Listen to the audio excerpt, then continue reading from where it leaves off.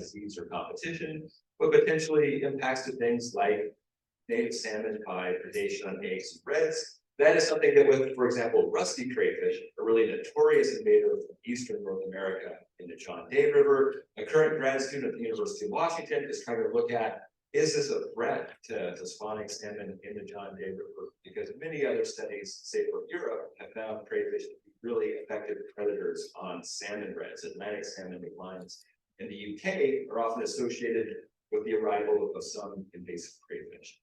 And so the River Mile, as a program, has had teachers and students looking for and documenting crayfish around the Pacific Northwest. And this is more than a classroom exercise. It's something that is science. We have discovered things through the River Mile that are really important, that are management relevant to state, federal, and tribal agencies. That includes Jamie Morton from Lewiston, who found red swamp crayfish, which I think are the only red swamp population in Idaho and non-native and really worry about. And it's really fun. You know, we were able to publish this paper with Jamie's students in a scientific journal. And it's nice to be in the room with the authorship team that has not seen each other in person. Yeah. So kind of leave me in, you know, I will keep this as short as I can, because I can talk about crayfish too much. And so whenever Janice asked me if you want an hour, and I said, yeah, of course. Yeah, 2 hours available. I will try to mostly just talk a little bit about some of our latest work. One of our native crayfish, the signal crayfish. And I'll kind of not focus too much on invasive crayfish from Eastern and North America today. But this is what, you know, native crayfish west of the Continental Divide looked like 100 years ago. Western North America had 5 crayfish species. Of these, there's the signal crayfish, Pacifistachys menisculus. This is an organism that's really common, centered kind of around the Columbia River and up and down the coast. It's also a successful invader itself in Europe and in Japan, farther south in California. We had 4 other species that were in a different subgenus, Pacifistachys, that occurred around the west. One of these was the sooty crayfish, Pacifistachys nigrescens. This occurred around the San Francisco Bay Area and was declared extinct in the 1970s. It hadn't been seen since the early 20th century. We think this animal was lost to a combination of land use change, as San Francisco urbanized, and other crayfish invasions over it. And that was often the signal crayfish, as it stopped farther south into California, seems to have replaced the sooty crayfish, something that has no one has collected in over a century. There was another California crayfish, the Shasta crayfish, Pacifistachys fortis. This was listed under the Endangered Species Act in the 1980s. It still occurs in a few kind of basalt spring systems in the Pitt River in northeastern California. This is also an organism that's largely been replaced by invasive crayfish, both signal crayfish and virile crayfish. As they spread, Shasta crayfish declined. There's been a lot of work to protect this animal from invasive crayfish by building barriers that keep signal crayfish from moving into its remaining habitats. And then we have 2 pilose or hairy crayfish that occur kind of in the Snake River, the Bonneville Basin, the Great Salt Lake Basin in Utah, that are more interior in our region, up the Snake all the way into Yellowstone National Park. For example, the pilose crayfish, if you ever drive in Yellowstone over the South Gate from Jackson Hole, you go over a stream called Crawfish Creek. That is called Crawfish Creek for the pilose crayfish, and that is absolutely full of one of these 2 animals that are really poorly known in kind of Western North America. But within the signal crayfish, the story is a little more complicated. There's a kind of a long, difficult taxonomic history with this. It's this one crayfish, or is this 3 species that my work and my laboratory kind of continues to try to solve what's the kind of taxonomic status of this common signal crayfish we'll see around the Pacific Northwest. And the history here is that the signal crayfish was actually described as 3 different species in 1800s. Pacifistachys menisculus, Pacifistachys trogridii, I will pronounce that differently every time I say the name, were described on the lower Columbia River basin. But a 3rd species, Pacifistachys climatensis, was described by the Klamath River adjacent to Klamath Lake in southern Oregon. And these were combined as subspecies by a master's student at Oregon State, George Carl Miller, in the 1960s. And we'll kind of talk about why they became subspecies and people kind of stopped using the subspecies and all over time. But for 100 years, we've considered what is a signal crayfish to be 3 different species. And what that looks like is kind of morphological gradient that you may see if you're out collecting crayfish with your students. These are figures from Miller's master's thesis at Oregon State in the 1960s. What was called Pacifistachys menisculus has this long, spiny rostrum. What was called Pacifistachys climachensis, and a rostrum being, this kind of a bar between the eyes on the dorsal side of the carapace. Climachensis had a short, broad rostrum that had less developed spines around it. And you'll probably see this in hand. A lot of the signal crayfish you might collect when you're trapping, they're really, really super spiny on that rostrum, that kind of part of the carapace between their eyes. Another thing that kind of showed up as a difference in claw morphology that seems linked to this rostrum morphology. That is that the Pacifistachys meniscus has a short, kind of rounded palm, that kind of part of the claw behind the movable finger, and Pacifistachys climachensis has this long, smooth palm. And in each case, Pacifistachys trowbridgei, this other species, is kind of intermediate between the two. What does trowbridgei look like? 50-50, half of each. You would also often get that really distinct white spot on the claw of the signal crayfish. That is one of the main traits you notice when you get a signal crayfish. That is very routinely kind of absent or less developed in the crayfish that look more like Pacifistachys climachensis.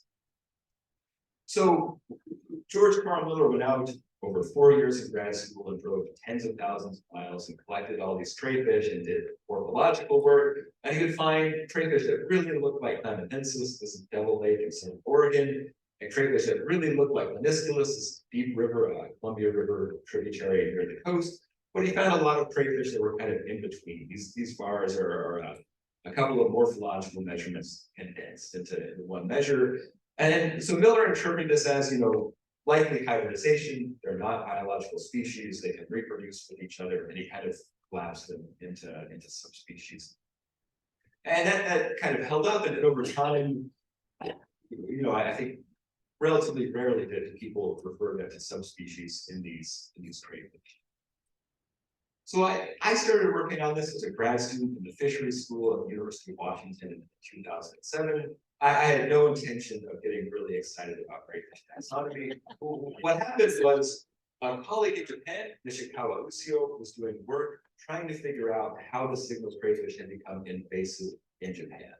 And then the question that they had was, they knew the Japanese government had stopped crayfish into one lake in the 1920s as a fisheries experiment. Did they want to trade a harvest for signal crayfish in Hokkaido, northern island of Japan? That was a caldera lake, like Crater Lake in Oregon. There's no way in or out. There's no outlet stream. It's closed to anyone except government scientists. Then 60 years later, in the 1980s, signal crayfish showed up all over Japan. And Japan wanted to know what happened. Did someone go into the caldera and get crayfish out? Or were they missing at import into the country where people smuggling crayfish into Japan, basically? So Usio came to the Northwest in 2007 to do native range genetic sampling to try to figure out where Japan's crayfish came from. And he just couldn't collect enough crayfish this summer. He was here. He found me as a grad student and said, "Do you like to go catch crayfish?" I said, "Yeah, of course." And so I started going out and helping Usio. And so his question was, this is Lake Montague. This is a caldera, a crater lake, very similar to Crater Lake in Oregon. Closed to the public. It's a scientific research station only. This is where signal crayfish had been stopped by Japan. But suddenly, signal crayfish showed up all of these other places. We were trying to track it down. Does it seem like these crayfish just got moved out of Lake Montague? And the answer was no. These colors correspond to different kind of genetic sources of signal crayfish across Japan. And you'll notice there's a lot of colors. There's not only one color. Our signal crayfish seem to have come from multiple sort populations over in the native range. And so Japan would say, well, we've got to be a little more careful to report. People are smuggling crayfish in, and they've kind of spread. But as Usio did this work in 2007, he had kind of told me, hey, I found one crayfish from Washington State. It was really odd. It just does not seem like it's a signal crayfish. you should look for more of it. So this is my way of just attributing my colleague and my friend in Japan as the person who really said, we need to revisit this time of this thing. Something is really happening there. Yeah, good. So during my PhD, as part of this collecting for comparison to Japan, we collected around 800 crayfish specimens from Washington, Oregon, British Columbia, a little bit of Idaho and Nevada.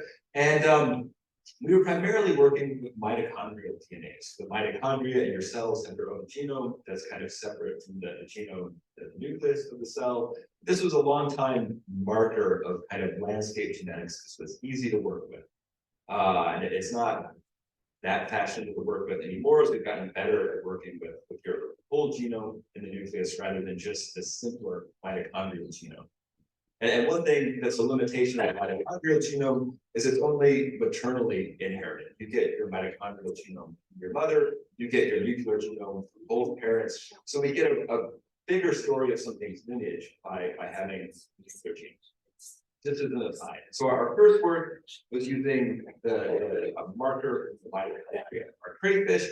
I also went out and did morphological measurements, trying to be consistent with how Miller had classified these as subspecies. And this thing that we found that initially Lucio had picked up, we're totally good play. Try to watch my time. For all I know, it might be 11 a.m. Good. Keep talking. The thing that popped up, this really unusual animal, is in red. Was initially what Lucio had found. This thing kind of on the Okanagan Plateau. And the process of our sampling, we found something similar in the John Day River in Central Oregon that's shown in orange here. I'm going to call these our Okanagan and our Central Oregon crayfish. And what happened is that by our mitochondrial DNA marker, they were more different from signal crayfish than the other species in the genus we used to build the phylogenetic tree. That was the Snake River Pylos crayfish we bring here. If we're just kind of measuring distance by base pairs of our DNA, these things were farther from signal crayfish than another really different described species in the genus. We say they're non-phyletic, and they're really deep branches. The Central Oregon and the Okanagan animals are also really far from each other. They're really different. So we kind of say, well, if these are more different from signal crayfish than something that's already described as a species, maybe these are species, and maybe we have two of them because they're really different from each other too. The way that got a little complicated is they both have morphology consistent with that old Siphistachus menisculus amethensis morphology that Miller found. They've got a really broad rostrum. They've got a long, flat palmar claw. They don't usually have a white spot at that movable finger of the claw. But we found other crayfish that look like the Klamath crayfish, most often in the Klamath River itself. And that kind of makes sense to us. It's a long ways from the Klamath River up into the Okanagan Plateaus, into the Okanagan Lake. It feels almost like there's some convergent evolution. There's a good reason to have a long, flat palm and a kind of broad rostrum that's occurred across multiple different lineages of these crayfish. So we also have kind of found that this really classic Siphistachus menisculus morphology, the long spiny rostrum and white spot on the claw, this tends to be the only lineage we find as an invasive species in Europe and in Japan, other places in California. We also worry a little bit, this is being introduced over other congeners in the Pacific Northwest. And you might think about that as, potentially stocking coastal rainbow trout over inland red band trout in the interior of the Northwest. I sometimes worry that this menisculus, the really classic signal crayfish that's super abundant in Columbia or some of our large lakes, maybe getting stocked over not just Shasta crayfish in California or the Pylos crayfish in the state, but it's potentially a competition or a hybridization risk to these other lineages of signal crayfish around the Northwest. But we knew when we did this work in 2007 to 2010, it was published in 2012, we have lots of limitations. I've kind of tried to keep working at those limitations. This was only with mitochondrial DNA. It'd be really nice to have nuclear DNA, a more kind of complete genome. This is a little qualitative. We made some maps and said, hey, where we found these crayfish. We wanted to kind of expand our geographic sampling. We get crayfish from 4 areas. We wanted to get the whole genus. We didn't have Shasta crayfish in this study. We didn't have the Pylos crayfish from around Yellowstone. And I wanted to kind of get this done in a hurry because I worry, are we going to lose some of these crayfish and things like invasive rusty crayfish that show up in Oregon? So when I can, over the past decade, I've tried to kind of put together opportunities to continue this taxonomic work. In 2014, I drove to a conference in Portland, Oregon, and I collected crayfish on the way to do more genetics. We tried to get out of the mitochondrial genome to include a nuclear marker, one gene from nuclear genomes. We also wanted to try to do our phylogenies, our assignment of what's a species, using a couple of different kind of algorithm computer approaches that say, does this look like a species when you consider the whole phylogeny? So this is the kind of sampling we did. We expanded to include the Shasta crayfish in Northern California, the Psittacus connectans, the Psittacus campbellii, those 2 hairy crayfish.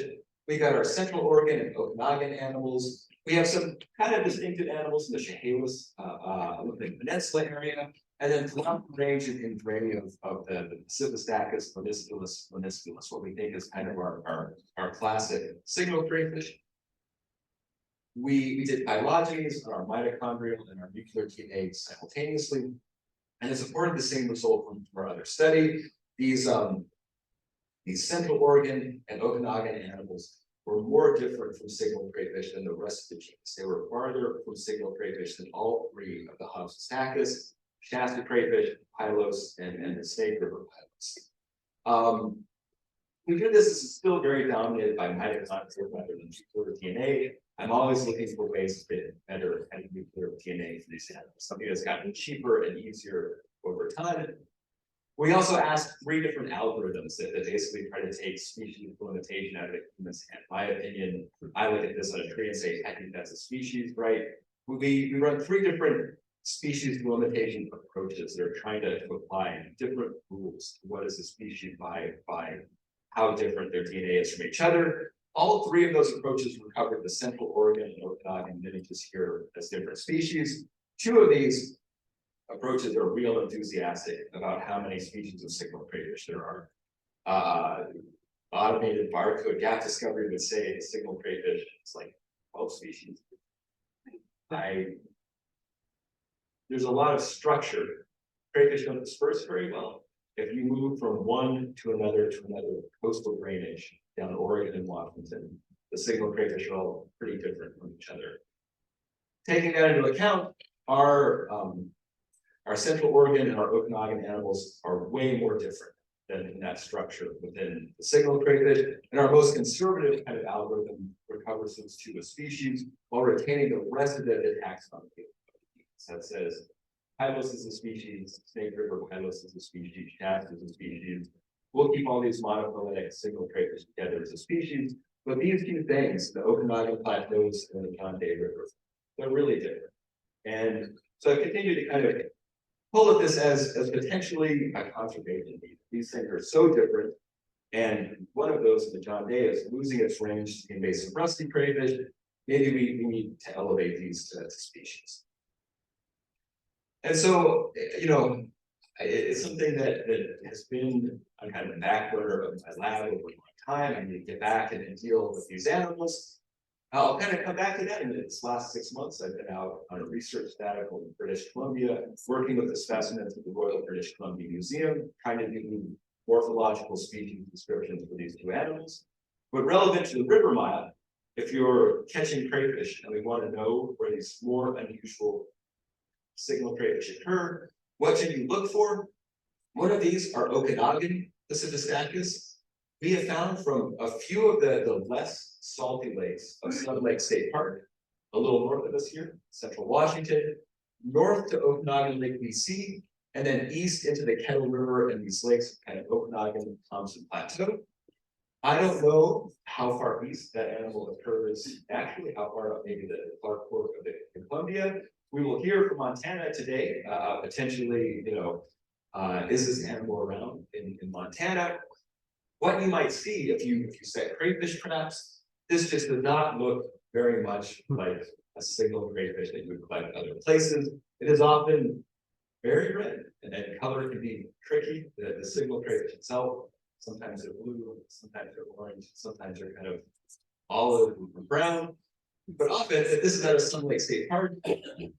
This animal is often pretty red. It often does not have a really pronounced white spot at that joint with the movable finger. It's a very long, I mean, this is a very long kind of flat palm of the claw that looks really different than that single crayfish morphology. Here's a different one from Continental Lake, also in Washington State. Really red, a long flat palm, and that kind of rostrum morphology is just not very, very spiny. And some of these are places that you may sample. You may go out with the students to trap. I think the Central Oregon animal can be a little harder, although for anyone who's out of John Day or kind of Central Oregon, you might bump into this animal. We have found this primarily in the John Day River. A few exceptions to that, we have found it over the divide as these kind of closed desert basins that drain into Lake Harney Lake, the Valhalla River, the Silvies River, the Donner and Blitzen River, which is on the west side of Steams Mountain in southeastern Oregon.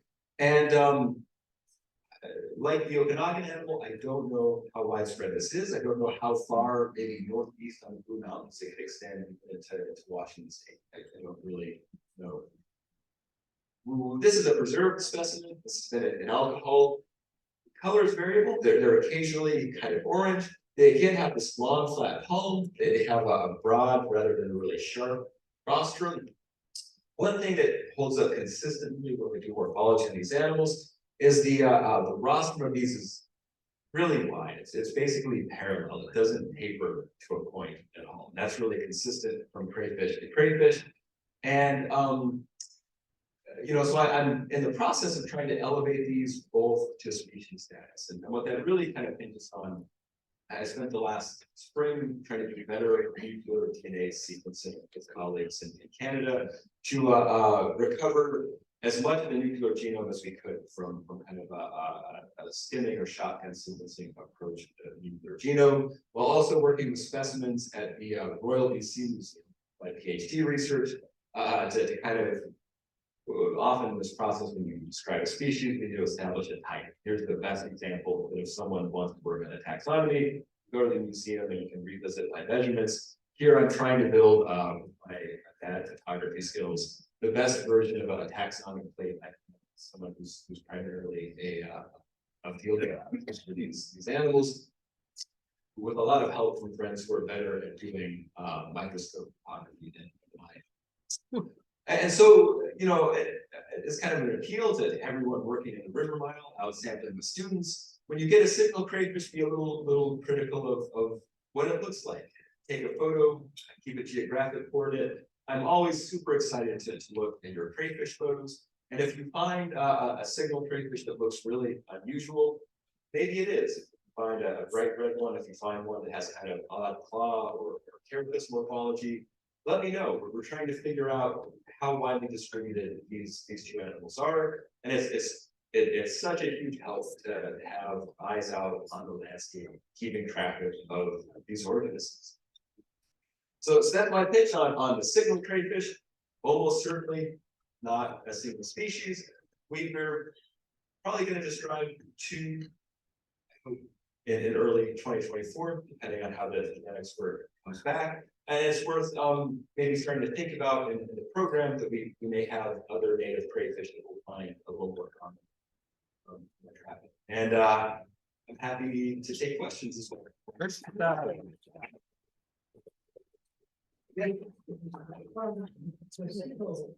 Crayfish looks like the one I was trying to use that is up on the Nations River, and it's some of the little very old creeks set around the pond. But I'm not familiar with it ever being this big. They were always small. And that was later in summer when we knew we could find low river, more heat, things. And suddenly they were everywhere. Is there a possibility that there's species variety that is miniature compared to the larger? I think the signal crayfish, Got a bunch of people on Zoom too. If you could just kind of sum Oh, up yeah. the question. We got a microphone coming. Oh, I didn't realize that. the question was about size. Often crayfish streams are small, and I've seen some here that are pretty big. I do think when I collect from a wadable stream, like Tandem Creek, which is up the Yakima from here, near Yakima. Tandem Creek is full of signal crayfish, but if I go out and just hand collect with the net, they're not very big. I tend to get larger signal crayfish by trapping in lakes or larger rivers. And you know, the signal crayfish can be fairly long lived. 4 or 5 years isn't uncommon for it. And in a lake or in the Columbia River, they can get very big. And we actually had one donated to us by someone who lived on Lopez Island in San Juan during my PhD. That is the largest crayfish I've ever seen in my life. It is like American lobster size. And we have that at the Royal BC Museum in Victoria. I was out of town and my office mate said, hey, someone left a crayfish for you and you're not going to believe it. And I said, yeah, I've seen big crayfish. And when I came in, it is a signal. It's incredible. I have no idea what's going on Lopez Island. That this thing, 15 years old. I really don't know. But there's no real limit to their growth. They do better. They get bigger in lakes and bigger rivers. And you will tend to get bigger crayfish by trapping than by hand collecting often. Overnight trap sets. Occasionally in a river, those larger gulls maybe kind of burrow the banks or harder to collect by hand, but you'll get bigger crayfish trapping than. Well, the second follow-up on this is, I don't believe I've ever recognized the crayfish for sale in a traditional food store, but I've seen all kinds of shrimp and of course lobsters. Where do these crayfish get sold at a size that people might really be interested in? Is it private sales? Yeah, Sales? I wish I knew more about that. In Seattle, if you go to Pike Place Market and the crayfish season is open, there are some of the fish stalls that sell signal crayfish out of Lake Washington at the market. There's also like in Portland, Jake's Famous Crawfish, and I've not been in Portland since pre-2020, is a restaurant that has served Columbia River signal crayfish thing for 80 years and downtown Portland that kind of uses the commercial harvesters there. It's good. But it certainly feels less common if you go, to a Safeway and there's a seafood counter and there's crayfish. It's always red swamp crayfish from Louisiana, or sometimes frozen and imported from China. And I don't really know what the commercial supply looks like. There's quite a bit of commercial harvest, and where those go as food, I don't know. I think Oregon Department of Fish and Wildlife tracks their landings, but I don't know if they track where the sales go necessarily. Yeah.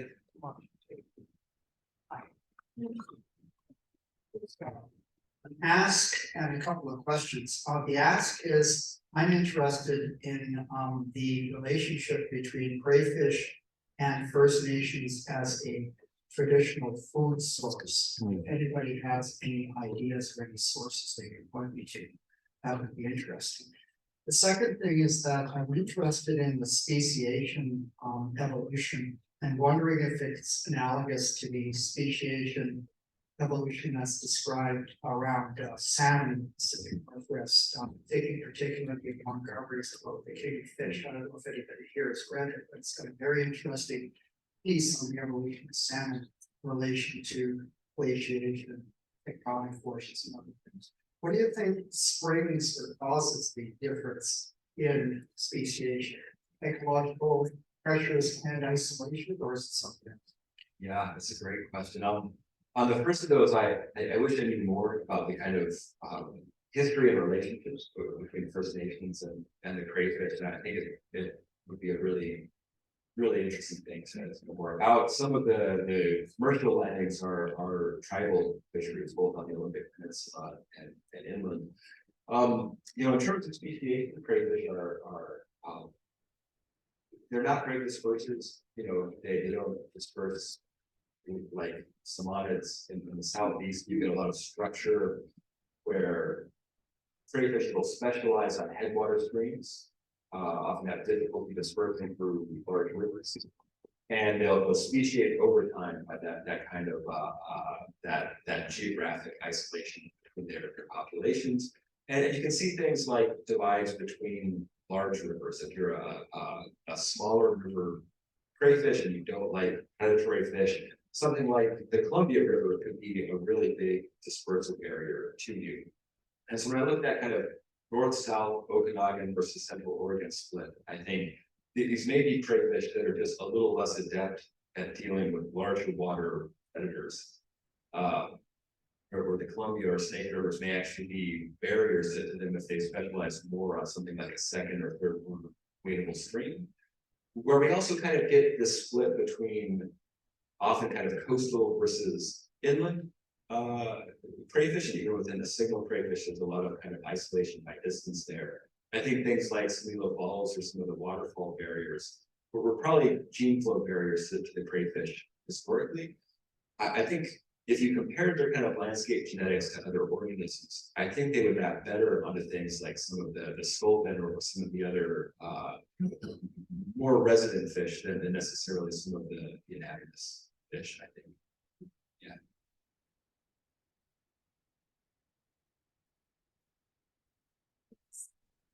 I have two questions. One, what do you need in order to do your DNA analysis? You need just tissue or the entire animal.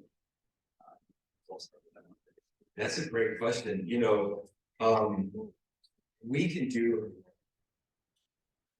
And yeah, it was first talking today. Everyone will get better at the microphone. We can do DNA work with like a walking mixing.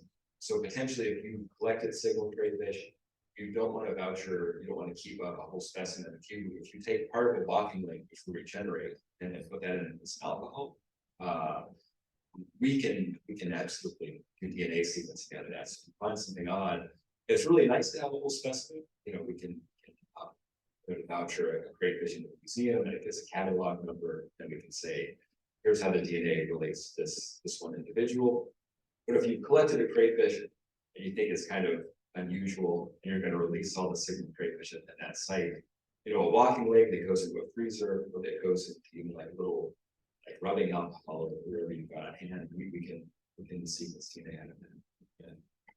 So I ask because at the University of Idaho, we have a -80 archive freezer with the specimens that we've collected thus far, with a handful of northern vitals and rusty crayfish and so I was interested if you need like a piece of like adductor muscle tissue or kind of increase if you could, I guess, find your sequence from those from areas that you kind of collected before. Those are available.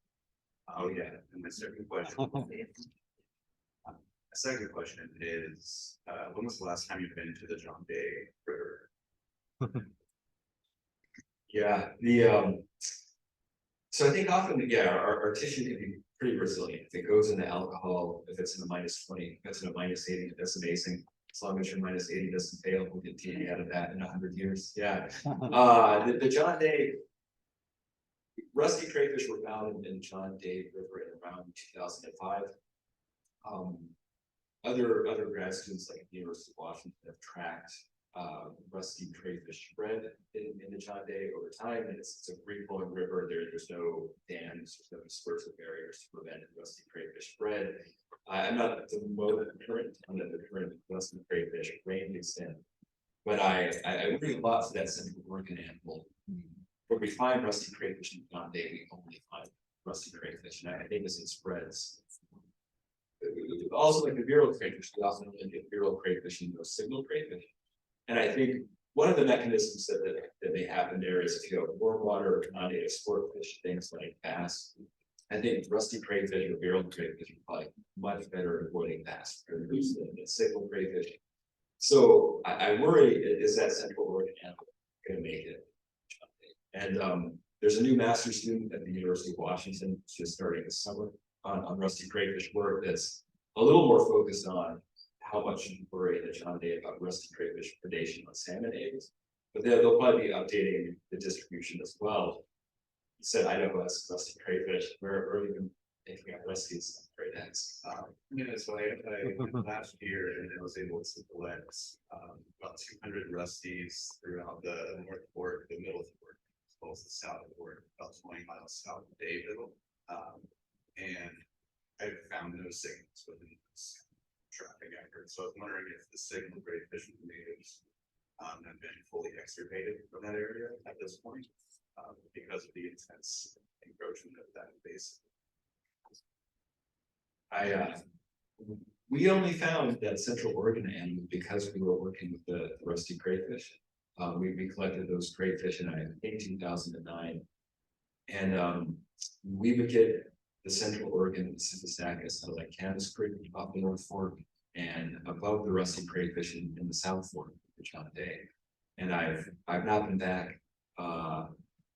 You know, part of describing a species is you have to name it, both a scientific and common name. And I wondered about if we named that animal, we might name it the misfortunate crayfish because it was discovered while its range is being lost to rusties. Yeah. There are populations over the divide in the Silvies River and in the Donner and Blitzen River that drain to Harney Lake. One thing I really worry about with the rusty crayfish is keeping them on the Chonday side of that divide and not have spread over the divide into the kind of desert basin down here, Silvies River would be really important. Because it's very hard, especially in a river like the Chonday to manage an invasive crayfish. And I think that's a place where removal is really unlikely to work. Yeah.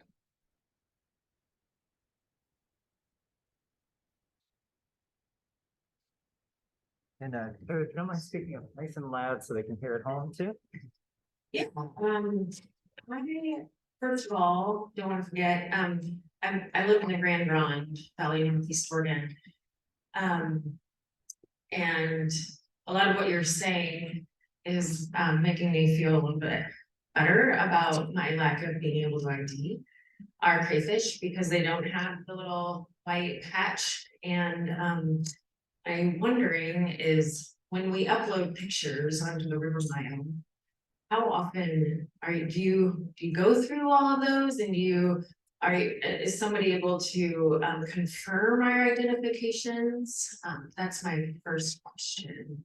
Because I wonder what you're describing the Central Oregon organisms to be sounds very similar to what, and I haven't checked out the rostrum or the claw, but it just doesn't seem to line up with what a lot of the ID resources have for a signal.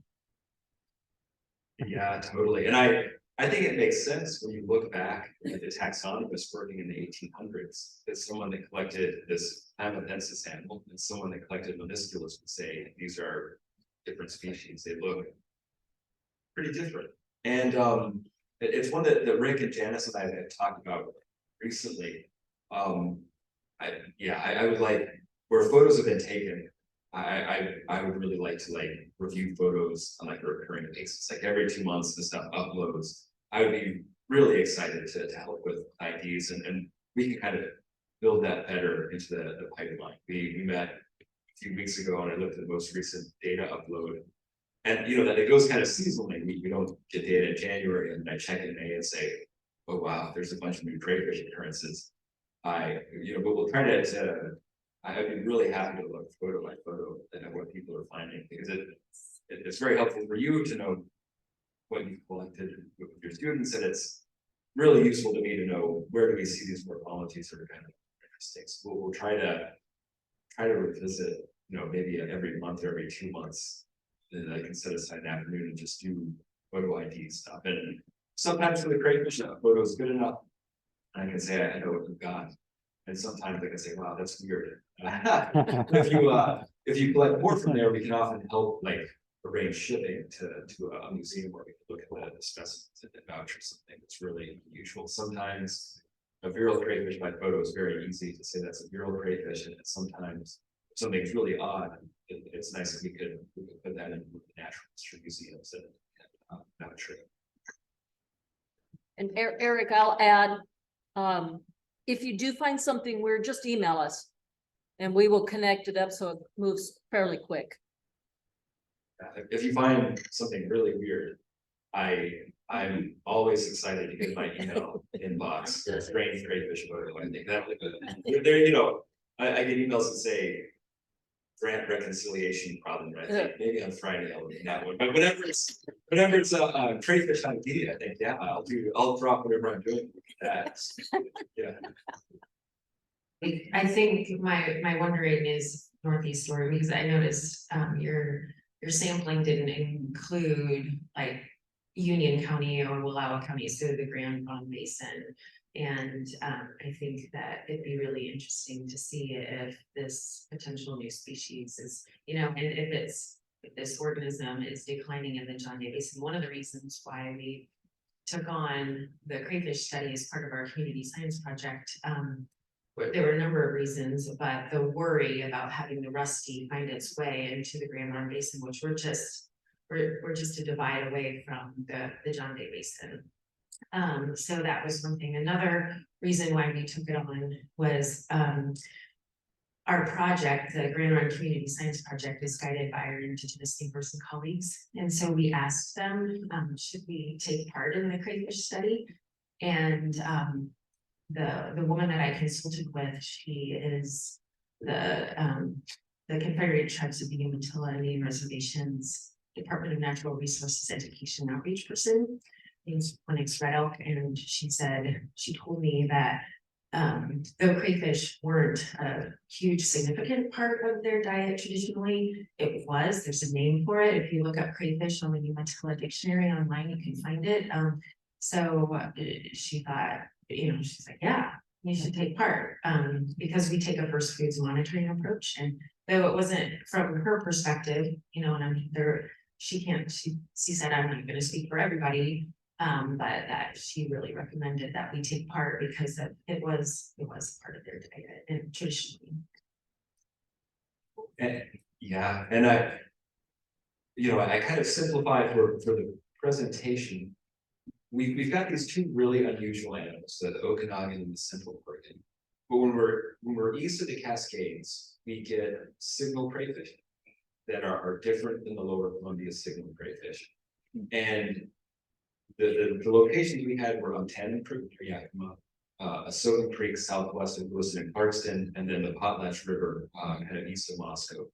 And those three locations were all a pretty interesting lineage that was different than the coastal animals, but not these Okanagan animals, and or Central Oregon. And I don't know how widespread that Central Oregon kind of crayfish is, but the Tannen, Asotin Creek, potlatch crayfish were all not something that really looks like the classic white spotted kind of spiny signal crayfishes as well. They're maybe not far enough by our mitochondrial DNA work to say that that's a different species, but there does feel like there's a rain shadow side or interior northwest side lineage that's kind of shared around some of these like Columbian snake tributaries that I think are different. The first time I collected it on Tannen Creek, and that doesn't look like a signal crayfish. Yeah, and they're tough, and it's really good to be looking for that over drainage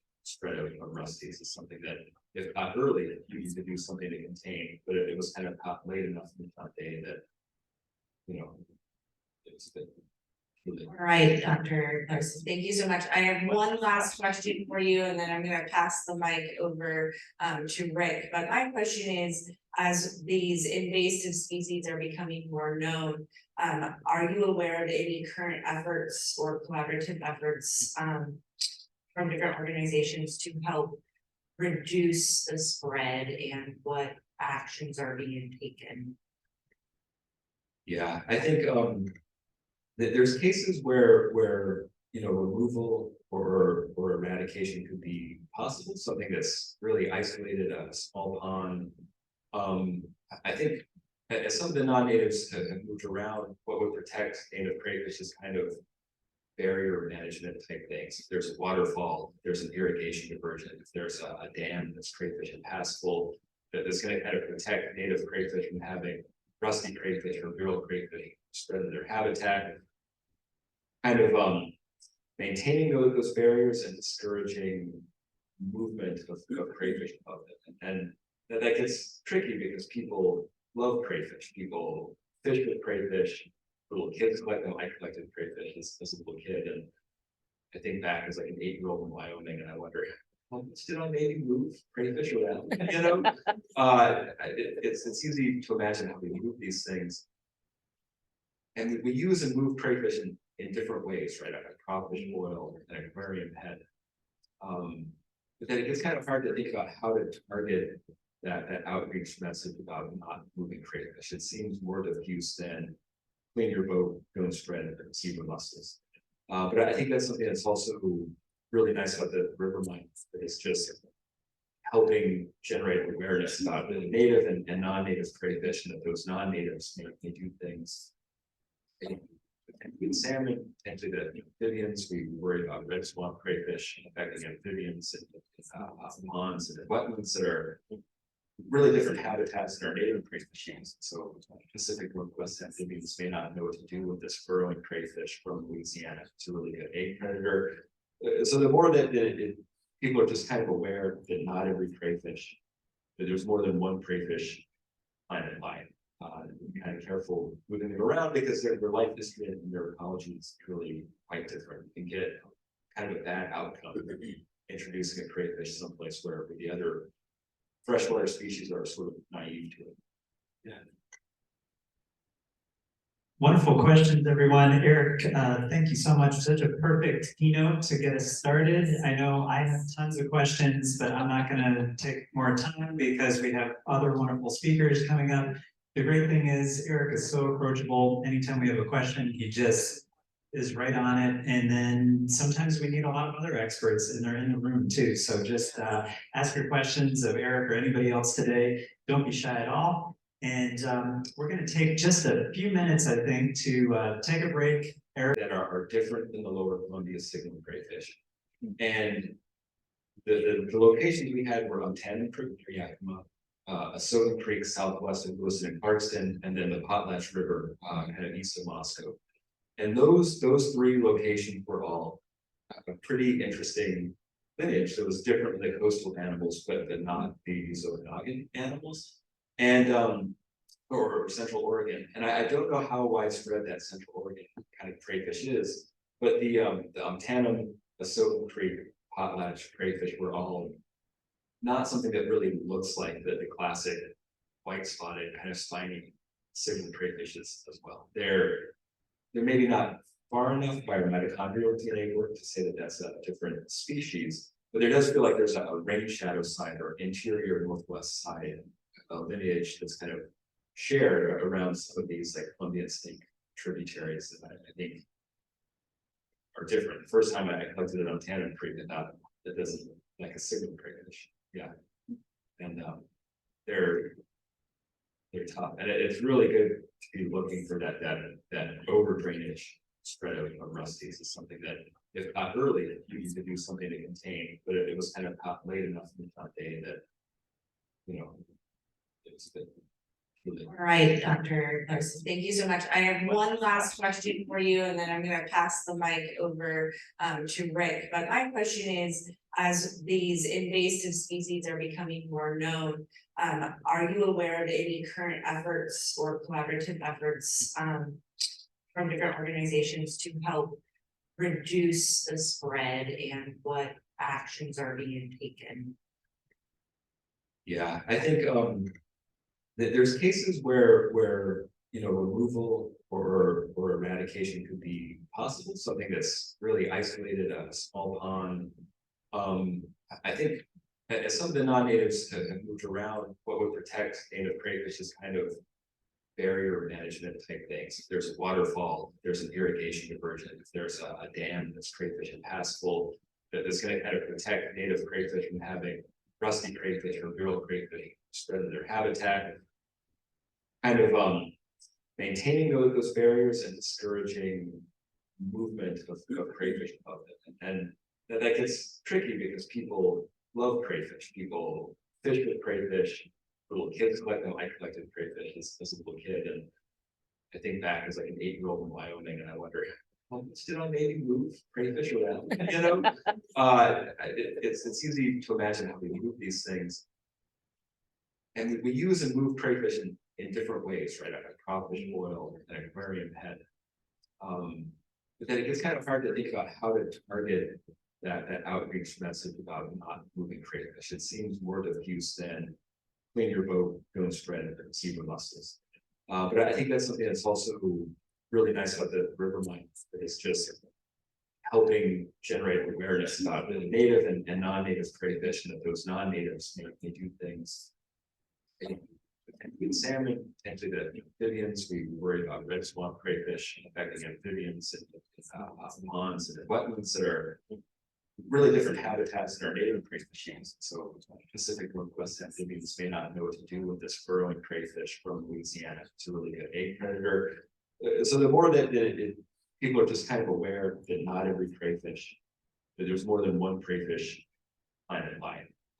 Be kind of careful moving it around because their life history and their ecology is really quite different. You can get kind of a bad outcome introducing a crayfish someplace where the other freshwater species are sort of naive to it. Yeah. Wonderful questions, everyone. Eric, thank you so much. Such a perfect keynote to get us started. I know I have tons of questions, but I'm not going to take more time because we have other wonderful speakers coming up.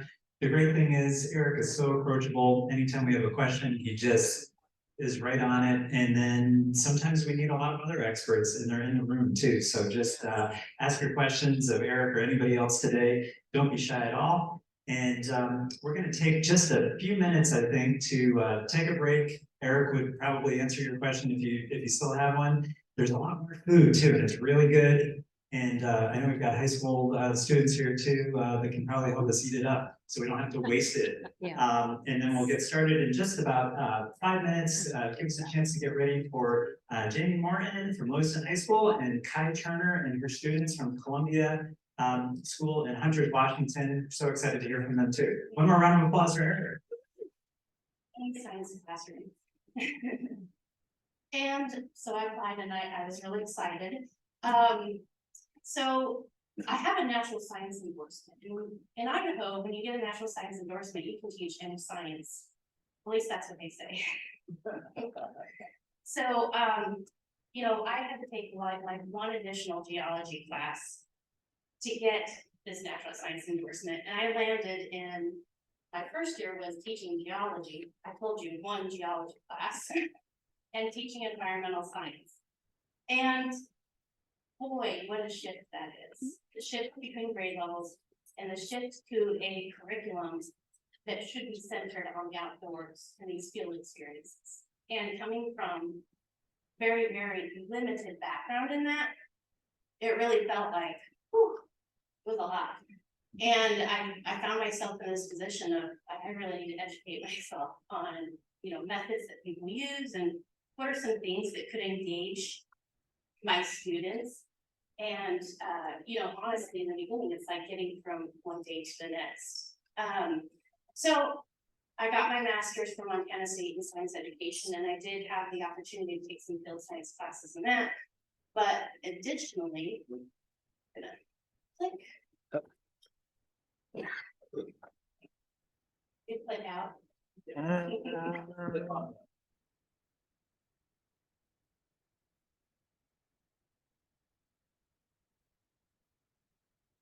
There you go. All right, thank you. So really, I was doing my best to educate myself and, you know, somewhere along the way, Jim reached out really early on, which was fantastic, got me kind of going with things with water quality monitoring, with the IDA-H2O program. And I have a principal who, anytime I want to do something new, is like, yeah, do it, that's great. So that was awesome. And I received an email that said, you know, come to this crayfish workshop. And in all honesty, I love the outdoors. I fish, I hunt, you know, I camp, I do all the things, and I thought crawdads are cool. That is literally what it was. Like, well, that seems really cool, and that's something my students could do. that is appropriately challenging to whatever extent you want to take it. And who doesn't love products, even the ones that are squeamish, they want to watch and they might touch, you know. So I went to a spring 2019 workshop and, you know, we got our first field trip out in the fall of 2019. And there are some initial challenges because I usually have around 4 sections of environmental with up to 30 students. And I, in that room, have a wide variety of academic abilities, but that also means I have a wide variety of students with diverse interests that really benefit from these experiences outside. So the first go around, you can see I have 2 students just sitting in the creek there because, you know, organizing, going outside and studying things, that's one thing. Taking 30 high schoolers with you is another. And so initially it's like, okay, we set the traps. This was the first time we did this. We set traps, but we didn't collect anything from the traps, but the kids were able to actually turn over rocks and start catching products. So it was a great experience except for the data collection piece, right? You have to do all this front loading and teaching to your students about collecting the data and being, you know, meticulous about it to the extent that they can. So we didn't get much actual data collected that day, but we did take some pictures. And in those first attempts, we thought maybe we found an invasive population of rusty crayfish, but we didn't, fortunately. We just found out from Eric from further email conversations that it was actually, they were just juvenile young signal crayfish. And so it's been, you know, especially with COVID, there's been some balancing acts, rotating kids in and out, making sure you're providing field trip experiences in different locations with your different classes. And it's been interesting, and I've kind of developed a flow for it, and it's been really good. So that takes us to the fall of 2021, when our class, we were doing, you know, semi-regular monitoring in the fall and the spring specifically, weaving in ecological knowledge and really tying that to local phenomena. And we went out in, you know, we like to sample on the Snake River, which you can see this is these are the Kiwanis ponds, they're stormwater collection ponds. And right here is the levee right next to the Snake River. Now the Snake River, you might know, is a very important river to the state of Idaho, right? And a very big tributary to the Columbia. And really, we've been sampling in the rivers, we've been sampling in creeks. I may put a trap in there one other time, but it didn't yield anything at that point. And honestly, there's stormwater collection ponds. It's, you know, they kind of stink. There's all sorts of birds, all sorts of poop, and kids always find stinky stuff to play with. But you know, we were about ready to leave. I took the class, and I had a system for rotating things out and getting some student volunteers. And they said, why don't we put traps in ponds here? And I'm like, okay, so we did. And then the next day I had my other classes going out. And really what happened is we showed up to Quantic Ponds and it was raining really good. So we went ahead and emptied our traps, but we put them all on buckets. It's like we can get back to class and do some better data collection. It's very hard to be working on phones in the rain if you're trying to upload data directly, or if you're writing on sheets, it's a problem. So we get back to the classroom and we're looking through these crayfish and we're recording the data and we're measuring them. And one of them did not look like the rest, just one of them. And that's this one right here, actually. So this is the very first Louisiana red swamp crayfish that we found in our pond. And you'll notice that it's not all that red, which is something I've definitely learned over the course of the years. That Eric and Jim have hammered home is like, you can't always tell just by looking, right? So, you know, it's a process learning this identification piece. But what we did notice is how much pointier these claws were, the tubercles on them, and just the overall body shape difference. And so what happened was I snapped a picture of it and I sent it, I think, just to Jim and Rick first. And then after that came the longest email thread. Because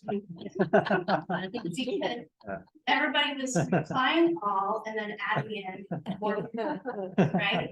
We had the Idaho State Department of Agriculture. We had other people in the University of Idaho, and were eventually connected with somebody who was able to put a dot on the USGS non-indigenous aquatic species, right? So we have a dot there now. But as far as that DNA collection goes, that DNA analysis, we were fortunate that Eric made himself available and his grad students available to do this. And we have the funding available through River Mile, which was amazing. And so I actually did remove a portion of the walking leg and sent it off in a jar or, you know, a vial, well wrapped up, and went and dropped it off at the UPS store and sent it over to Illinois. And we were able to identify this species as being red swamp crayfish. And there's some really fun phylogenetic things that I'm sure Eric would be willing to explain. So we confirmed the identity, but what we didn't know with that first one is this a single crayfish or are there many? And so I was really fortunate to have these two individual students in my class who just liked this. They just liked what we were doing. You know, we have this curriculum and it's kind of time to move on and it's getting cold and stuff, but they wanted to keep sampling. They wanted to know, were there more of these in there? And so they were going out after school, before school, setting traps. I just let them take it. And they were collecting their data and uploading it to the database. And it took about 2 weeks later when they started capturing more of these red swamp crayfish. And they actually were more red and more pelagic than what we had seen in pictures, right? And so that was really, really neat. And so the U.S. Army Corps of Engineers, they started monitoring. I have some of that data where they were collecting, they weren't even just collecting data on signals and Louisiana red swamp crayfish. There was other data in there. They were reporting basically everything, which is really cool. And so this is Beth and Robbie, and so they really did so much of this work and just kept going, and I kept encouraging them, and it was really, really neat. So they are also ultimately published authors on the scientific papers that we published, which is pretty cool. And I just want to point out that when I started doing this, a lot of my students would be like, oh yeah, crayfish, we did that in 3rd grade. You know, they couldn't really remember so much about what the lessons were, but they really liked it. And a lot of them took them home.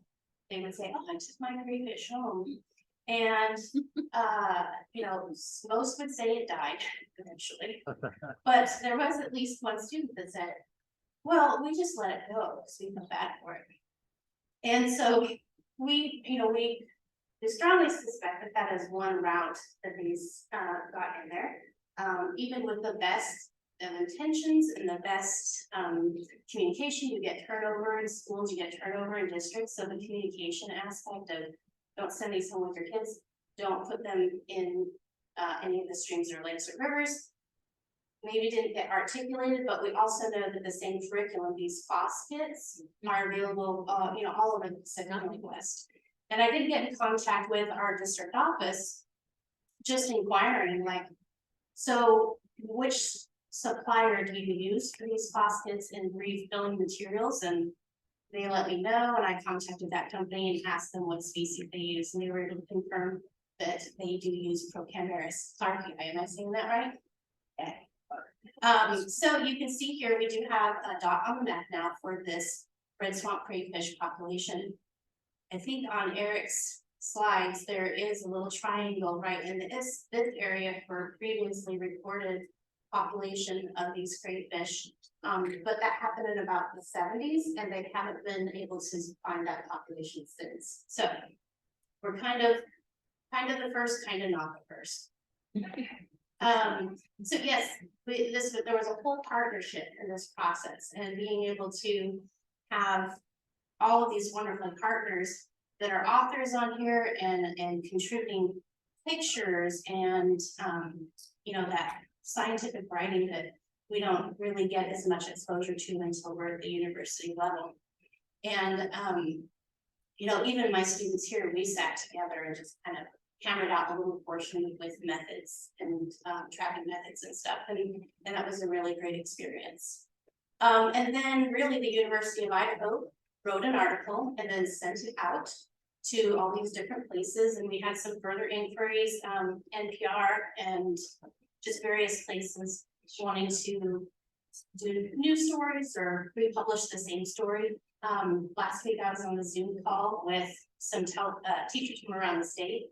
And a teacher from St. Mary said, I opened up my Farm Bureau magazine and you can come up there. I was like, no, I think I want that one to be the copy that I keep, you know, Yeah. the Farm Bureau magazine, but now I've really made it. So really, I just want to reiterate like how much this kind of collaboration is, you know, it's a lifeline to people that are less familiar.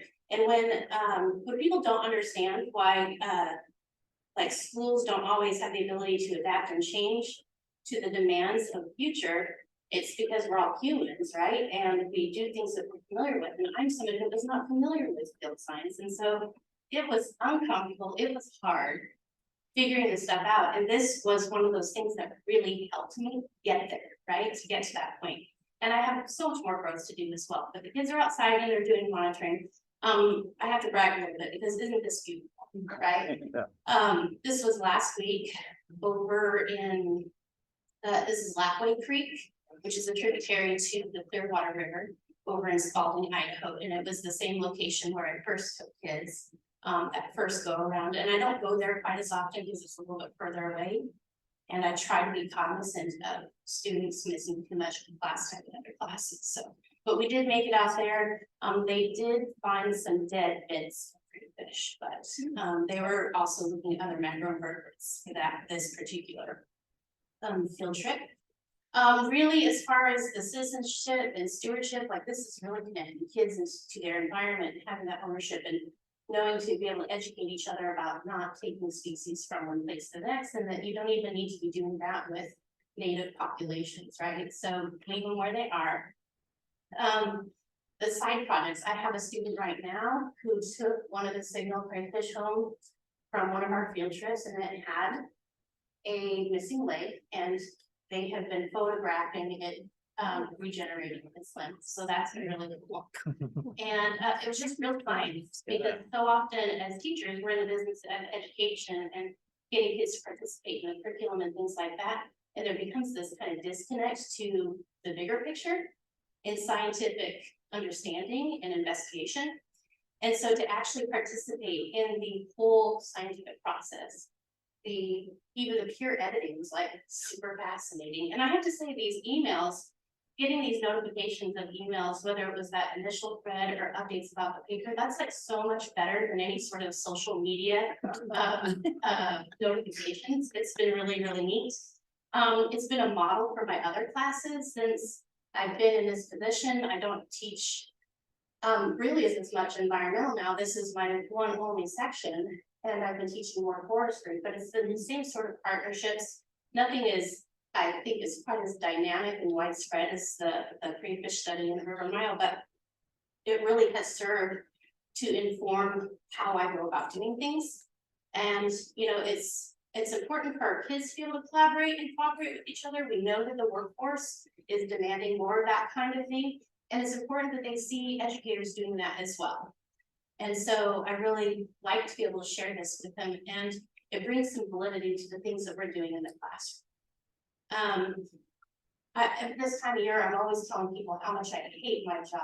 Right? I just hate it. It's just awful. Like going outside in 75-degree weather, you know, macroinvertebrate sampling, doing water quality assessments, it's just the worst. Really, I don't want anybody to do my job. And then there's, of course, the side benefits of being that teacher friend who likes crayfish. You know, a couple summers ago, Yeah, I just emailed Eric pictures from some crayfish down in Sinker Creek, which is a tributary of the Snake River in the Treasure Valley. And was still unsure with the ID. And it's like, no, they're signal crayfish. And the neighbors, the friends we were staying with, brought some up to, look, we found, you know, it's like even the neighbor knew that this was something that I was having lots of fun with. And so there's some dots in the River Mile database for those locations near Murphy, Idaho. My farmer friend from South Idaho has sent me pictures of irrigation pipes with parts of crayfish in them. And yeah, it's just kind of fun.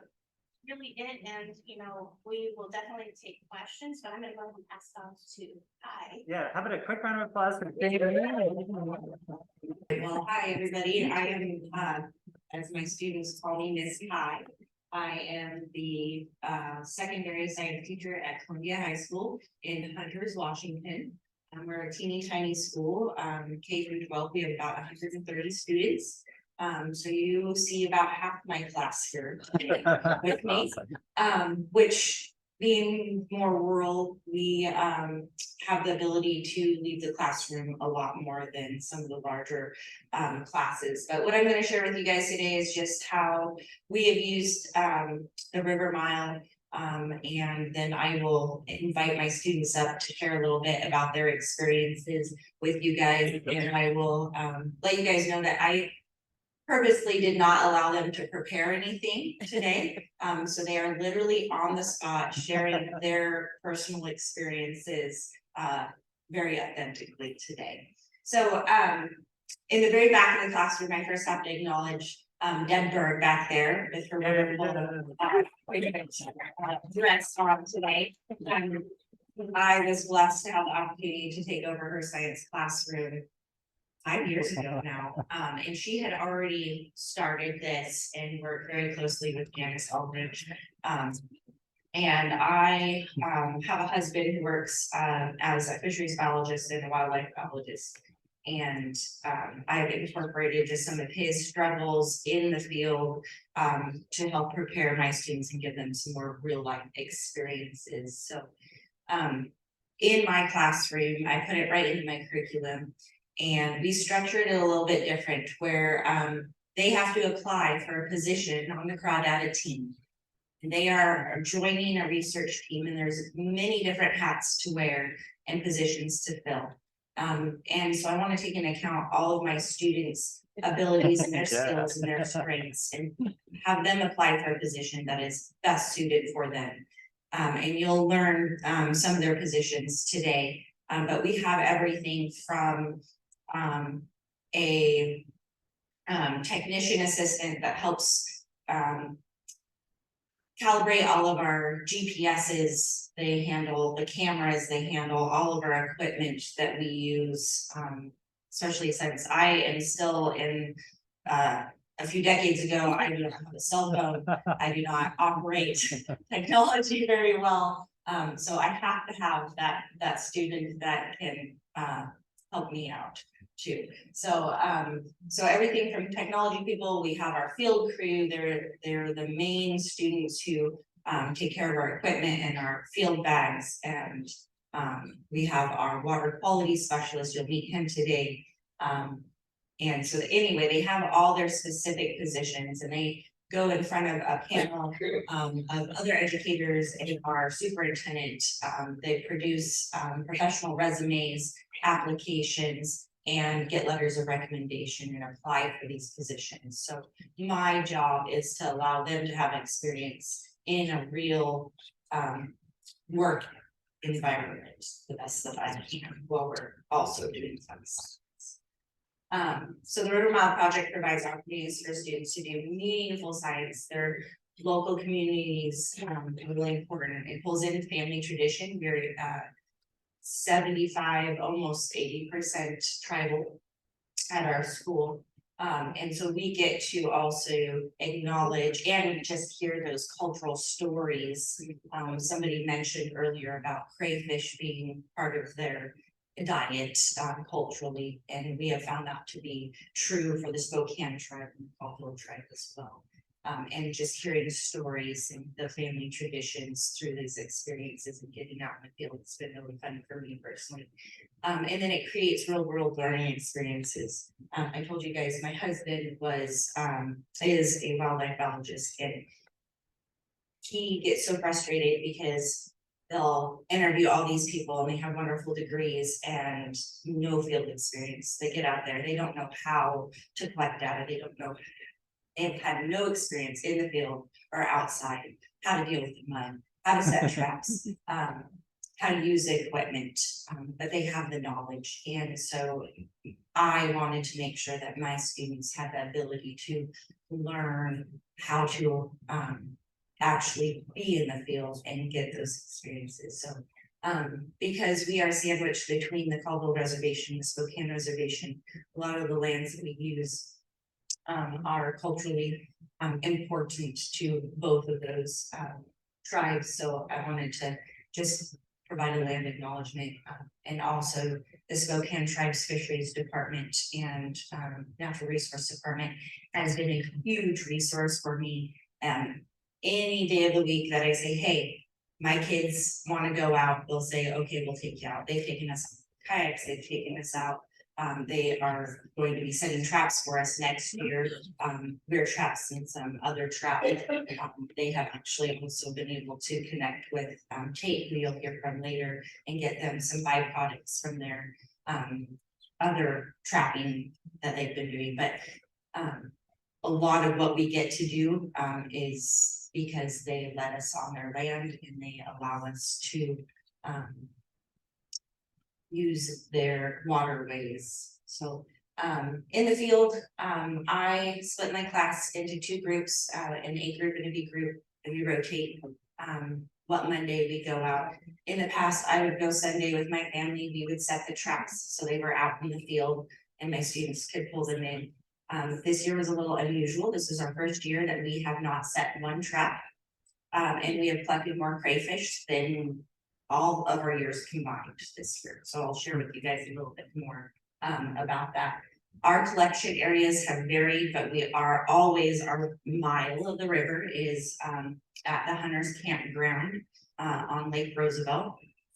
And we have also gone down to the Spokane Arm.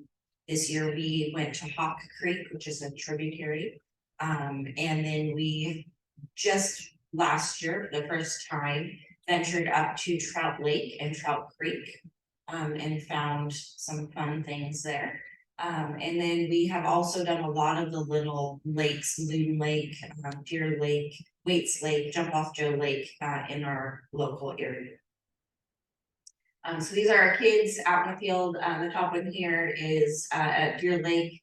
We're also doing water quality testing at all of these sites as well. And then I keep that data, and then my students at the end of the year get to kind of collaborate and look at any changes that have happened or differences between different waterways in our local area. Trout Lake last year was a really fun one. This is the first time my students have been able to actually see signal crayfish. And Tate went with us, which was really fun. We've had a great collaboration the last couple of years, and he was able to take some of my students to his lab at the university. He did a wonderful job, showed them some dissections, let them just get a little bit of that lab science in there too, and have fun exploring the anatomy of the crayfish. So thank you, Tate, and Dr. Pollock for taking us in, and hopefully we can continue to do that. We also this year took this group of kids to the Spokane River Forum. They will probably all tell you they were very bored.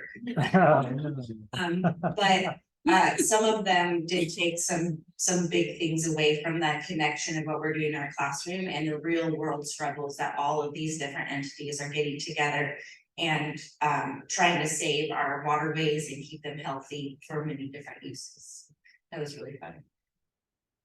And then we try to also take what we have learned and pass it on to the little kids. So we usually go down and take some crayfish with us So they can see the crayfish and learn a little bit about the crayfish and where they live, and usually do some art projects. And then we have several books as well, and we do a little reading session. So we try to share the information with our younger generations.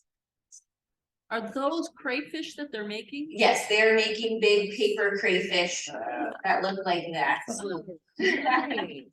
So they get a little creative with some of the different colors and paper that they use, but it's fun along the way. So what I would like to do now is I would like my students to come on up, and I'm gonna have them introduce themselves, what their position was, and share one of the main things that they enjoyed about this experience with you guys.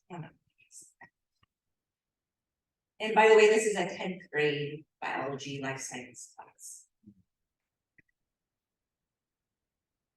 Hello, I am Buck, and my position was field crew. As this guy said, that was more of moving things and yeah. But one of my experiences I found fun is actually getting out of the classroom and actually doing real life hands-on work for science. Hi, I'm Caitlin and I'm the data manager.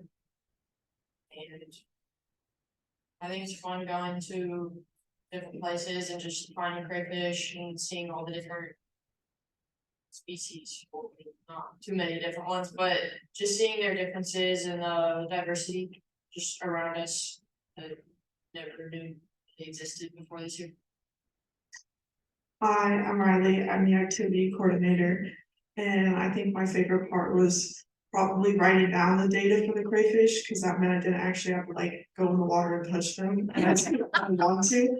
So I prefer like writing all the information down because it was easier than going and getting wet. Right. Hello, my name is Jonas Sumlaw, and I am the water quality specialist. In one day, I went from knowing fish live in water to what a pH level is, what dissolved oxygen is, phosphorus, nitrogen levels, all of that. Good news, the Spokane River has pretty good dissolved oxygen levels. Doing pretty well for itself. My name is Bud Ward, I'm a team liaison. My favorite part about this is we get to skip most of the day at school. Go play in the dirt. Right, thank you guys.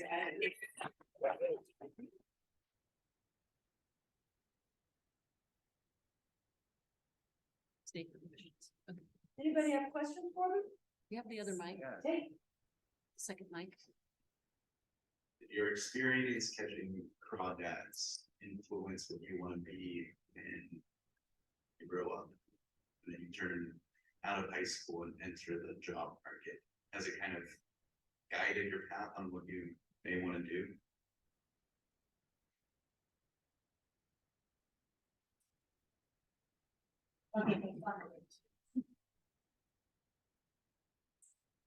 So I don't really want to know what I want to do after high school, but I thought forestry might be fun for a while. And so actually getting out into the field helps me like figure out if this is actually something I want to do, or if I want to take a different path.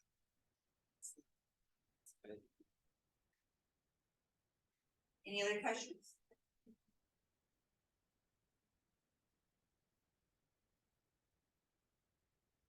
So how time intensive are you working on this project? Does it span lengths of time? It sounds like it's very cross-curricular, that's really amazing, I love that. And that you guys are so active in that part of the science and stuff. But when does this run, all the stuff you're doing, is it the whole year, is it the spring and the fall? Right, great question. So in my curriculum, we start doing Crayfish Fridays and introducing them to crayfish and just invasive species in general.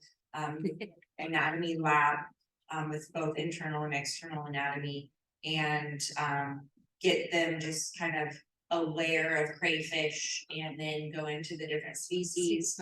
So every Friday, we kind of take a pause on our regular curriculum and just do crayfish stuff. Which also helps get kids to school on Fridays, they might skip more often than not.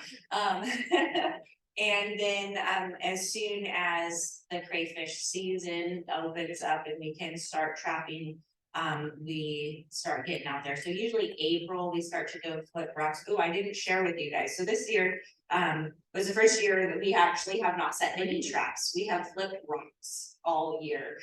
We started in April, was our first time out. And we go once a week for the rest of the school year, starting in April. So, semi time consuming for, yeah.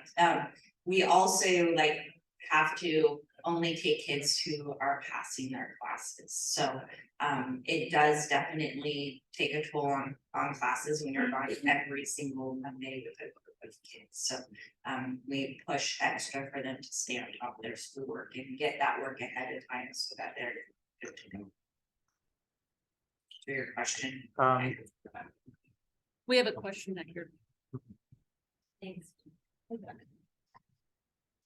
This is for the students. I teach middle school and I've been doing an outdoor club. Where I take students on hikes and raising salmon. I actually teach history, but I noticed the effects that hiking or just being outdoors with the salmon release has for the students. So I'm trying to get into crayfish study. What effect would you say it had on your other classes by having the ability to get out or if they're teaching about crayfish study? Did that have a positive effect, negative effect? Well, it forces you have to keep up with your class either beforehand or after you go out and do it. So you are responsible for the classes you missed while you're out collecting crayfish. And it forces the students to keep up with any classes they missed from that.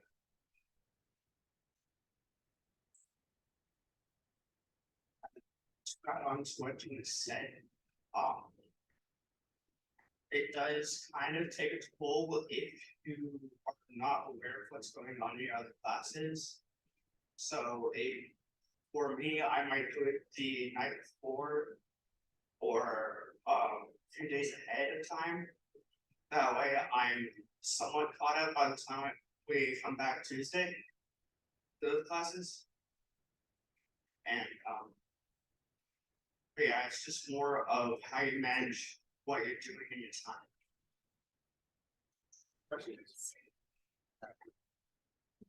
I like getting a break from school, like being able to go out and do anything. I personally don't have a problem sitting in like class all day, because like it doesn't bother me, but I know a lot of other people in my school have like trouble sitting still and like concentrating on their class, so I think it's also nice because it gives you like a break and you get to actually go do like hands-on work.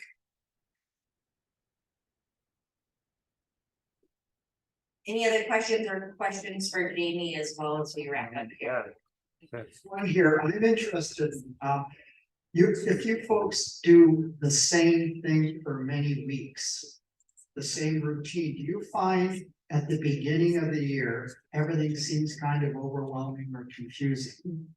Because it's new. Do you guys find that as you continue to do the same thing with organization, that at the end of the system, it's much easier and simpler for you? Do you get that sense as you go on during the semester?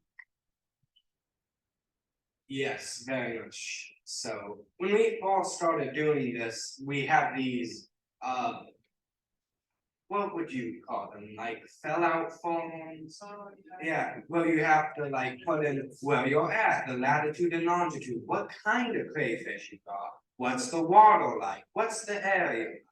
And you would have to fill this out for every area. And normally you would also have to fill this out for every crayfish you got, but we found so many that we just did one form for them all, which, thank you, Ms. Guy. And on the fourth day, we had no idea what we did. We didn't know how to fill it out, and it pretty much took the entire day just for us to fill it out. But by the second and third day, we would get that sheet done in the first 10 minutes or so, and then we could go and collect crayfish. You think that you're actually, so you think that you're actually learning a lot of complex stuff. And as a team, you're able to work a lot more efficiently at the end of the process, right? Do you think that has application to other things you guys are doing in school? Do you think taking this model and applying it to other subject areas might help folks who might have some problems with the way in which the information is presented now? Absolutely, it has helped me figure out how to fill out a professional form. It's a very useful life skill to learn how to do. It's just time management, know when to write down your information and how to do it in a timely fashion. It's a very useful skill.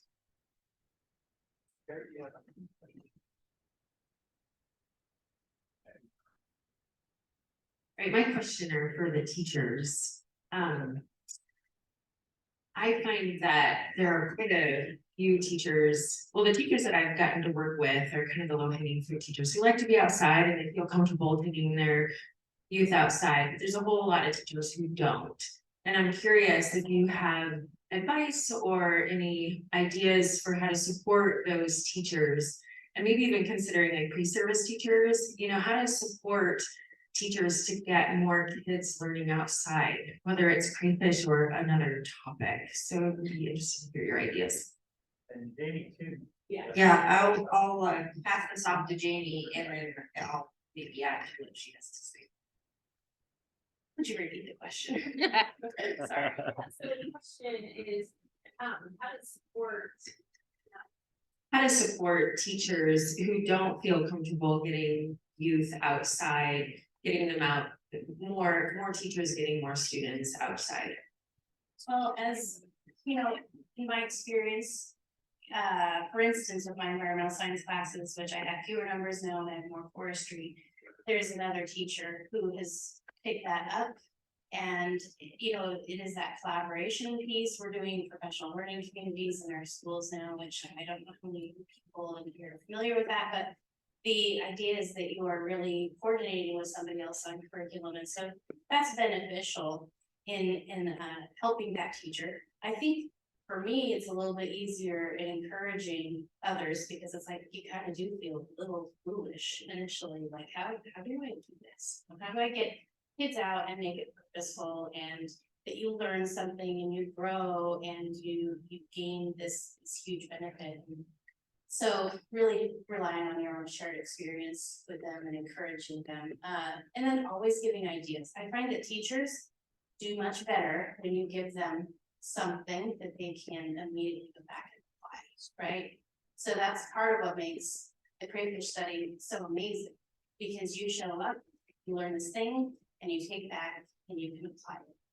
And so anytime that you can hand materials, curriculum that's great and ready to go to somebody who struggles with that, they're going to be more likely to take that on. And that's the case for getting outdoors. It's the case for just being an educator in general. You get overwhelmed with things. So if you can reliably say, here's this tool, here's this curriculum, and here's some ideas for how you can do that. Like the Crayfish Fridays, the Monday field days, that's amazing. Anytime you can build a system, right, centered around it, you're going to be more successful. So. And I was gonna say, just to add on to that too, the crayfish curriculum that Rick and many others have all put together, it is ready to go. It is so easy to use. You can differentiate it for many different abilities as well as grade levels, and there's so many connections back to our learning standards that it is so easy to go out in the field and let them be their own guide and stewards of their own education. They're behind the driving wheel. They can ask questions, and pretty much anything in the field that they ask questions about, you can tie back to those learning standards very easily. And so it is the big picture of all these little things that we're teaching our kids, and how they connect and all those connections that make it easy for me it's easy to take my kids in the field. They love it. Yes, it's uncomfortable when we don't know the answers, and we're, the teacher, but the River Mile has offered amazing resources, and connections to other people that we know who to go to. So I think providing the information to those new teachers that look at all these people, they're all here to support you and you can reach out to them at any point in time, made it easy. Yeah, one more question here, and you got one more question, and I just wanted to say, we do have the curriculum here, if anybody would like one, they're on the side of the room, or raise your hand, and we'll just pass them around. You can share these with any other educators feel free to take them. And we did have some great questions from folks online. One of the teachers from Central Oregon that's with us is Kathleen Blogow, and she started doing the project with her students. And she loves your paper crayfish. I heard that might have been designed by a student, and she's wondering if maybe you can share that design. Yes, please. Yes, please. All right, yes, well, two things. Our logos on our shirts, this was one of my students, Molly Gleave, who designed this logo, and Janice was able to get it digitalized. I will tell you, I still have the original framed at my house because it is so beautiful. She did it in pastels and it is absolutely amazing. She did this crayfish without looking at a picture. Wow. So it was all freehand, really cool. And then that crayfish art project as well was Raven Apodaca. He loves origami, and he came up with an adaptation to something he had done in another class where they made little skeleton fish, and made it a crayfish. And I have all the hand-drawn things that I could scan in and send to you guys. We'll put it on the website and we'll make that available to you. So yes. Thank you so much, Kai. And along the same lines, Kathleen was wondering about your nice data sheets that have all those other parameters. Is that something you'd be willing to share with the group? Absolutely, I would be more than willing to share. I just put them together myself, so I can absolutely share those. We have a water quality parameter sheet as well as our crayfish sheet, so I would be more than happy to share those. And I have some with me that actually have data that hasn't been put into the data system yet, if anybody wants to take them together. Thanks so much, Kai. That's how this curriculum keeps evolving. So we started out with a few lessons. Now we're up to about 10. If you have more ideas for lessons or other things you want added, let us know, and we'll try to put it all in there. I think we have time for one more question. Bruce. Okay, I've worked with schools everywhere from Yakima South downriver towards Prosser. And there's been some really interesting experiences while going out to look for species and just learning how to look and walk. Have your students come across other interesting species like lamprey, which is a very critically important species for at least the Yakima Nation, and I'm sure other tribes do the same. They can live in the same kind of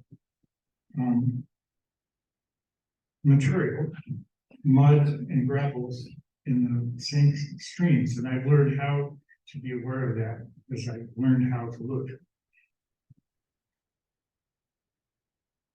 We have not. I am aware and keep my eyes open. I have not shared with my students about that, to tell you the truth. But we did find some interesting things this year that we have in baggies in my classroom that we will be shipping here soon. Does anybody want to share? Okay, we found several different types of clams this year in sites that I have been going to for the last 5 years. And one of them may be one that they are not aware of. So I'm curious to see what comes back from that. We've been going to the same sites since I've been working here for 5 years. And this is the first year that we have found them And there are 3 different kinds, and I'm not familiar with them, I'm learning about it. And that also provides my students with another learning opportunity to learn right beside me as we are going to explore that some. And it's such a good question. I had that happen recently. I had a group of students out on the Sandy River near Portland, Oregon, where I live, and they found a bunch of lamprey larvae, which was amazing. Unfortunately, they took one of the lamprey larvae, and a student, before I realized what was happening, put it in with one of the crayfish. Oh, no. And I had never seen a crayfish move so fast. It reached up, it grabbed the lamprey larvae. I reached down and tried to pry its head apart. And I really said, we don't know if it made it or not, but fortunately, we did find a bunch more. And it's nice to see that the lamprey are recovering in some places. We did a lamprey talk earlier in the year. We do these community gatherings periodically, and a wonderful expert named Ralph Lamprey Man Lampman gave this talk. It's hilarious and so interesting. And that's a recording that's on the River Mile website. You'll see it at rivermile.org. But I think with that, we've got to transition out. We'll give you 5 more minutes to stretch. Thanks, everybody. We're doing the crayfish study to also doing water quality, and other folks here are doing that as well. So Jim, take it away. Okay, thanks. And while Rick is putting up my slideshow, I'm JPK's area water educator. So I'm part of University of Idaho Extension, and who's familiar with Extension, University Extension? Right, I would love to see that. Half the time it's like 3 hands that part of the university who is not on the university. We are out in the communities doing stuff. And a bunch of about somewhere between 10 and 50% of my NIFA, National Institute of Food and Agriculture, water quality education funding, it comes from a multi-state pot of money. And so I'm actually able to come out and spend 10 or 15% of my time outside of Idaho doing other things, creating partnerships and collaborations, and doing cool science with youth and adults throughout the Columbia Basin, really, and even beyond. Well, I guess the Clark Fork River is technically is part of the Columbia Basin, so that's in Montana. So I can work in Montana and Oregon and Washington and Idaho. I'm here to talk broadly about this really cool project that I have been a part of since about 2013, since pretty much almost the day I began, and it's called the Confluence Project, and it incorporates a lot of what we're doing here today. It's a high school project where we get high school students out of the classroom and into the field. And in fact, Jamie's predecessor, Jamie Morton's predecessor, Deanna Kinziger, was part of this program. She, when she retired, told Jamie, yeah, you gotta get this guy, he knows about the science outdoor stuff. And so that's how I kind of got her involved in this. And then so Jamie hasn't been directly involved in TCP. Oh, I'm gonna need you to click on that slide there. Oh, sure. You want me to do that? Yep, we got it. Yeah. I'll do. Just give it a little clicks. That's it. And that's it. There it went. Hold on, I gotta go back. Oh. There we go. Okay. Yeah, actually, Oh, I see. It's got a so this clicker isn't working. Clicker, what? It's not? Oh, wait. I had to take the thing out to put your drive in. Now we got it, Jim. Go for it. Yes. There we go. There we go. Okay, so anyway, so TCP started in 2022, and it started with a nice big juicy NSF grant called the GK12. And it was basically getting graduate students into the K-12 classrooms. And in most places, it was just they were kind of there as a teacher's aide, sort of hanging out, helping out, being a mentor. But in our case, we had 3 particularly motivated grad students who were like, hey, let's write this curriculum, let's do this right, and let's work in high schools instead of elementary schools. And it was your predecessor, Deanna Kinziger, who was the one that we were working with, and then relayed us to you. And so it is right now it's a huge partnership because we don't have like a nice bunch of grad students. Karen, I think you were part of that, and we had like 12 grad students who were working on this, and they would go in the classrooms and they would do all of these different cool things that I'm going to talk to you about. And nowadays we've got just some agencies and agency reps and folks running it, and it's run through the University of Idaho Coeur d'Alene. So it did start in 2012, 2013, and it basically is a program of field science, and we do several different field days with the students, and we've also developed some curriculum with them. And it's changed over time. It's gone from a Moscow-based program to a Coeur d'Alene-based program, and it's depending on the funding sources and depending on, you know, who is there to support us. Sometimes we do, you know, ag, or sometimes we do tree planting, but more recently we've been doing like science aquifer studies. We get funding from the Kootenai County Aquifer Protection District. And our goals is to increase secondary student knowledge about science, critical thinking, climate change, environmental issues, and to foster student connections to the environment. And just exactly what y'all are doing, and many of you are interested in doing, is connecting people to the place that they live, a very place-based approach, a very hands-on, investigative approach as well. And so those are the overall kind of goals. The other thing is getting students interested in, you know, STEM fields. Getting them interested in careers and showing them that there are careers out there that they could do. We tell them, you know, look, if you like this stuff, you know, you can go out and become a wildlife biologist or a fish biologist, or if you don't want to do fish and wildlife, you could become a forester. There are jobs out there doing this stuff. If you don't want to, you know, do that, there are jobs as a hydrologist. You can go and measure the snowpack. And heck, you know, if you don't want to do that, there's jobs at the ski area that you know, help support us. You know, the ski areas, you can get jobs outside. You don't have to be in a lab or in you know, an office, a cube farm, or anything like that. You can do stuff outside or have some sort of combination of indoors and outdoor work. And you can do it in the sciences, or you can do it, you know, it's kind of tangentially to the sciences. So that's a big part of what we do. And again, here's kind of our latest iteration. We've got Idaho DEQ, we've got Panhandle Health District, University of Idaho, Coeur d'Alene, Trout Unlimited. We've got Coeur d'Alene Tribe is a huge help with us. And we work very closely with them. And so how does it work? So first of all, right off the bat, early in the season, we get the teachers together and we actually develop a series of teacher workshops. Our K-12 teachers in Idaho need, I think, 5 professional development credits for every 4 years or something like that. I can't remember, correct me if I'm wrong, Jamie, but we provide a couple of those credits for those teachers, basically, one each year. And so we have a teacher workshop, and then we try to get into the classroom ourselves as instructors and as experts to introduce the Confluence Project as a year-long project to these students. And so the students know going in, and they're supposed to know, that they're going to be doing some cool stuff throughout the year. And then we do water quality field trips. We do groundwater sections, whether they're a field trip to a well or just in the classroom. And then in the winter, we have another teacher workshop about snow science, and we bring them out and strap them into snowshoes and hike them up into the snow and make them dig snow pits and do snow water equipment. We'll talk about all of these in a little more detail in a little bit. And then in the spring, we have a couple of different teacher workshops, and these students have to do a research project. Well, we're hands off. We give them some basic rules. It has to be a watershed-based issue, or problem, or phenomenon that you're interested in.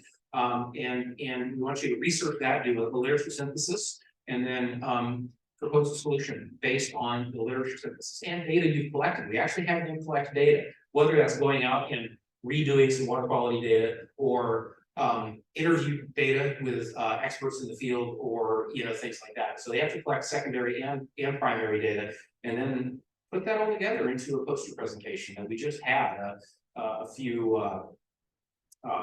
couple of weeks ago. No, it was last week, I believe it was. So we just had that, and then it's called Youth Water Summit and a Second Science Fair, and they have to defend their poster to experts in the field. They get expert judges, and then they have the students take a pre-survey and post-survey. And so we have those data as well about their knowledge gaining and being in self-efficacy, self-confidence when it comes to this kind of thing. And so we also provide funding. So we go out and we scrounge for funding. Somebody had a question about that, about how do you get, it was you, Carrie, how do you get teachers who are hesitant about getting out into the field or doing this kind of work, because it is extra, it's a lot. And so we provide not only a curriculum for them to use, but we also provide funding. We provide, because in Idaho there's no funding whatsoever for field trips. The kids are not, teachers can't go on field trips unless they actually get extra funding, which is kind of ridiculous, but, welcome, I know. Welcome to Oregon. Unfortunately, although Oregon has really done a really great thing with the middle school kids and the upper science schools, and that was really good to have funding for that. I think that's amazing, but there's more to be done. Anyway, we also provide support substitute teacher costs, because when the teacher goes and one of the kids can't go on a trip, there has to be a substitute teacher there for them. And so we provide substitute teacher funding as well. And then all the equipment, assistants, technical experts. And we also we try to go into the classroom and have a pre-lesson, and then we do the field trip, and then they do a post-lesson. And it's really important to link those together, because a field trip, you can go outside or out of the classroom. And then you ask them 2 weeks later, what you learned, huh? Go be splashing in the water. Somebody caught crayfish, and bit them on the finger. But if you connect that in with what they're doing in the class, before and after, it makes it a more powerful experience, and they tend to remember that a little bit. I don't know, I'm getting nods from the teachers in the room, so I think I'm saying the right things here. Anyway, so that's that. And this was a 10th year anniversary, which I'm really proud of. I've never done anything for 10 years, and I love it. I think it's great. And Kootenai Aquifer Protection District, Kootenai Electric, we've had a wide range of funders over the years. We're always looking for more funding. And so this year we only had 8 schools. Lewiston down here, well, let's see, it's not laser pointer, cool, I'm kind of like a cat with a laser pointer. Lewiston is just right down here, and we'd love to work with you if you want. Maybe I'm kind of the guy that does all of this, we have the experts right around the Coeur d'Alene area here, but I'm the one that kind of comes down to Moscow and other places, but I'm happy to help out down there too. And then we also have a school every other year up in Sandpoint, off the snap too. And 2 of the schools that we have in this program are alternative schools, and some of these kids go through some serious stuff, things I don't even want to think about. And they thrive out there in the field when they're doing hands-on real world stuff. It becomes real to them. It's pretty amazing. So 2 of the schools, Paradise Creek Regional High School, and then the one every other year up Lake Monterey High School. They're part of it. But we have a wide range of schools, urban and rural. We have a little tiny Wallace High School, they're great, but then we also have Lake City High School. That's a huge school. And then, so for the teachers, we have an actual curriculum. We have grab and go things that they can do in the classroom, and they can pick and choose things that work for them. They can use, and then they can kind of not use other things, because we have teachers and students who are in sort of AP classes, and we have teachers and students who are in kind of remedial classes. We have the alternative students that may or may not show up on any given day or week, month, and then maybe they show up and they can still get a little piece of this, and they're at least getting something. And so that's pretty powerful for them. And we have videos, we've assembled quizzes and articles and all kinds of stuff. And then of course the teacher professional development. So we have all of this stuff in a Google Drive folder. It's as far as I'm concerned, we can let you view that, and then you could download it if you want. I mean, it is, I think, public information. It is a publicly developed, a public institution, and I can get you a link to that. Just again, you can't manipulate it. Well, I'll give you a view link, and you can download that stuff if anybody wants that. Just let me know. My email will come up at the end of this presentation too. So what else? So let's dig right in. This is Jamie Essler, different Jamie Essler from Lake City High School, and a bunch of his students. Yeah, and you can't tell, but that is absolutely loaded with crayfish. So I made the mistake of showing off the crayfish to the students right off the bat. Instead of waiting until the end of the waterfall to show off all the crayfish. And actually to even tell them that there were crayfish in there. Because what we do is a physical chemical assessment. This is all based on the IDA H2O Master Water Steward Citizen Science Quality Monitoring Program that I run, and I've not developed from scratch, but I've grown from where it started. It's a very tiny little program, and so in fact, the folks developing TCP contacted me a few weeks after I started. And hey, can we use IDA H2O as a water quality thing for this thing conference project we're developing? And I said,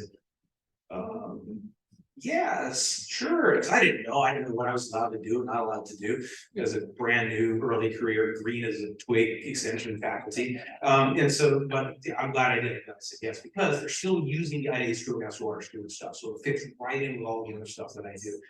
As an extension faculty. And so anyway, so we do physical chemical stuff, pH, dissolved oxygen, temperature, wool and pebble count for the habitat. We do these habitat assessments. We also do biological assessments where we catch the bugs. Usually there are things like dragonfly, odonata, and ephemeroptera and trichoptera, like the mayfly, stoneflies, caddisflies, all this cool stuff. But guess what? Crayfish are one of those things that we tend to catch because they are an aquatic macroinvertebrate. And so that's how, by the way, my Janice, we started talking about this, and we were like, Janice was like, wait a minute, I had H2O and TCP. I mean, the water quality could fit in perfectly with the Crayfish project, and I was like, you got your peanut butter like chocolate, and I got my chocolate and your peanut butter, and wait a minute, these two go together really well. Old Reese's piece of peanut butter cups commercial. None of you young people, it's way over your head. Old guys don't know that. Right? Isn't that a great commercial? So that's what happened here, and I was like, wait, this is great. We can use the crayfish to incorporate that with IDA H2O, but also improve IDA H2O's lake pond standing water assessment, because we don't have a real strong standing water assessment for IH2O is mostly for wading streams.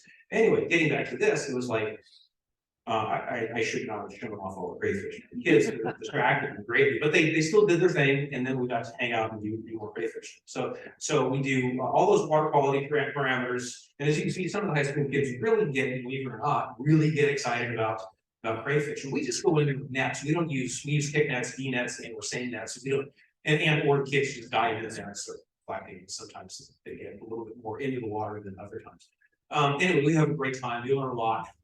Then we also do aquifer stuff. So getting away from the TCP or the TRM stuff, we do aquifer because we get a lot of funding from the Aquifer Protection District, and we have a critically it's a sole source drinking water source, sole source aquifer for about 600,000 people in this greater Spokane, Coeur d'Alene, Rathrum Prairie, Spokane Valley area. And so we get education funding from about that. And so we do aquifer stuff. These are little aquifer models that DEQ and Panhandle Health have developed. And we sort of show how contaminants can get into an unconfined aquifer very easily, and we show that they can get pumped around. And so there's Jenny Gray, and there's Seth Oliver, Panhandle Health, and I know DEQ. He's a hydrogeologist, and she's a water quality expert. And then in the winter, we make them go up into the snow, because this is our largest reservoir. This we don't have to build dams and stuff because we got a snowpack, at least for now.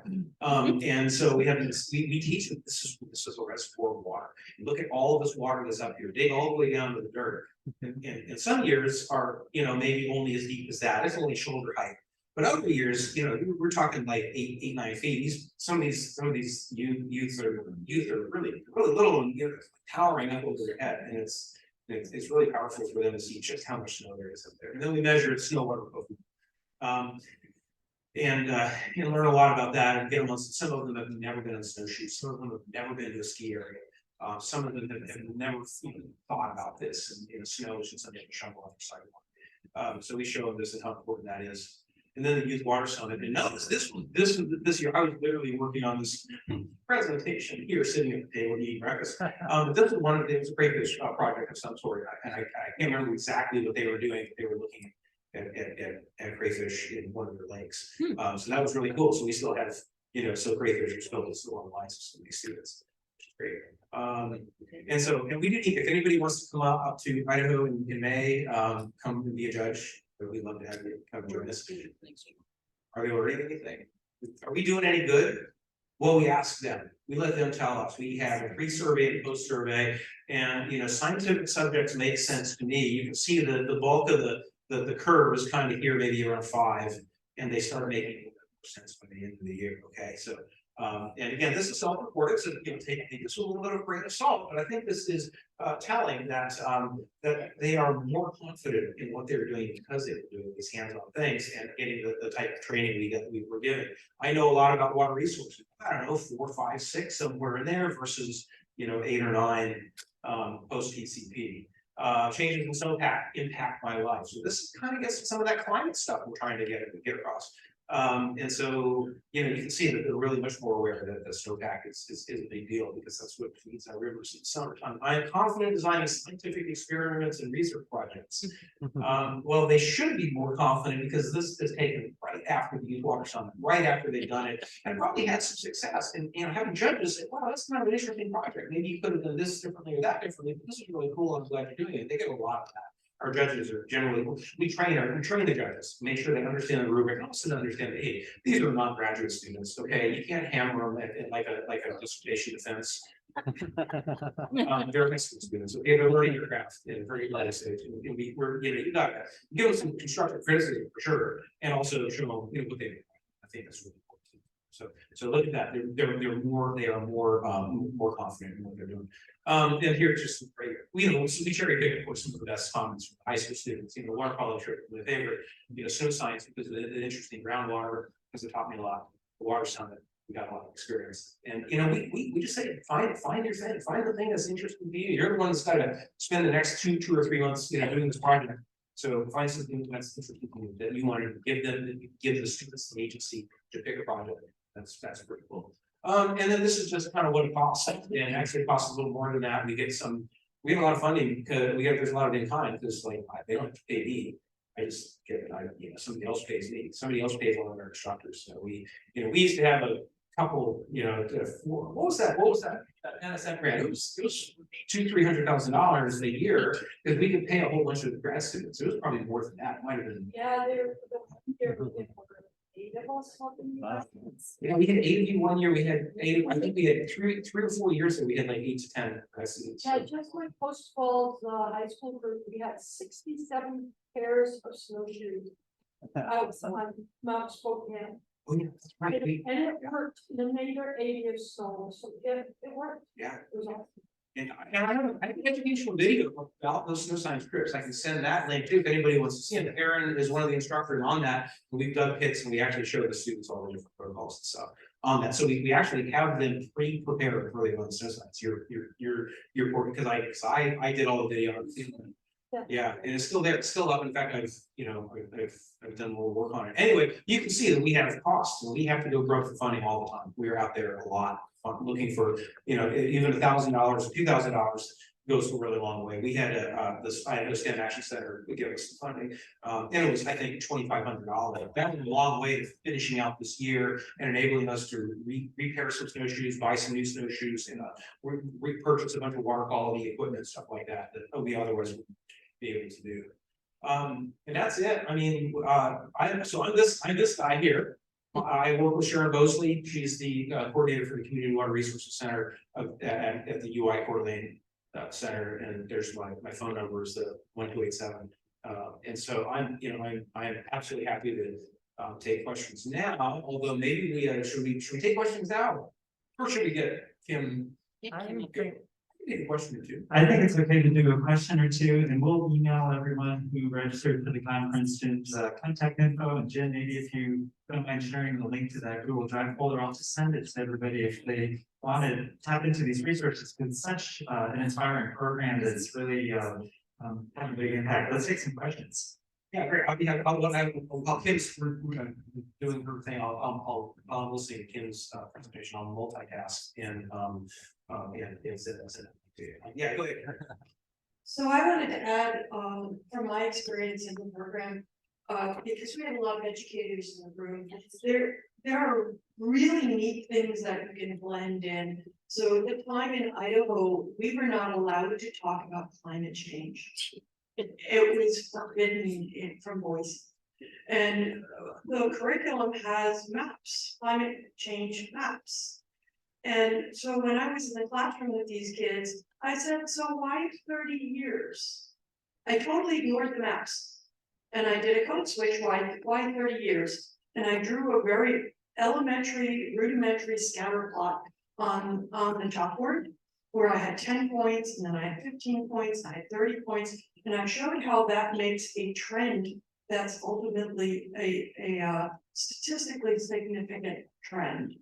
And left the rest standing for itself.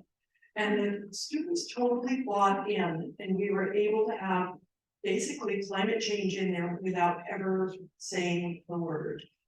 So there's a lot of opportunities to tailor these experiences to your classes. And that was one of my most fun takeaways from it. And thanks, Jim, for including us and the graduate students. And that's Dr. Karen Trevitz, who was in the cohort that did a lot of this. You know, you were there just a handful of years ago, right in the classroom, just doing this. Yeah, thanks, good insights. I got one more question for you. Go ahead. We'll come back to Al.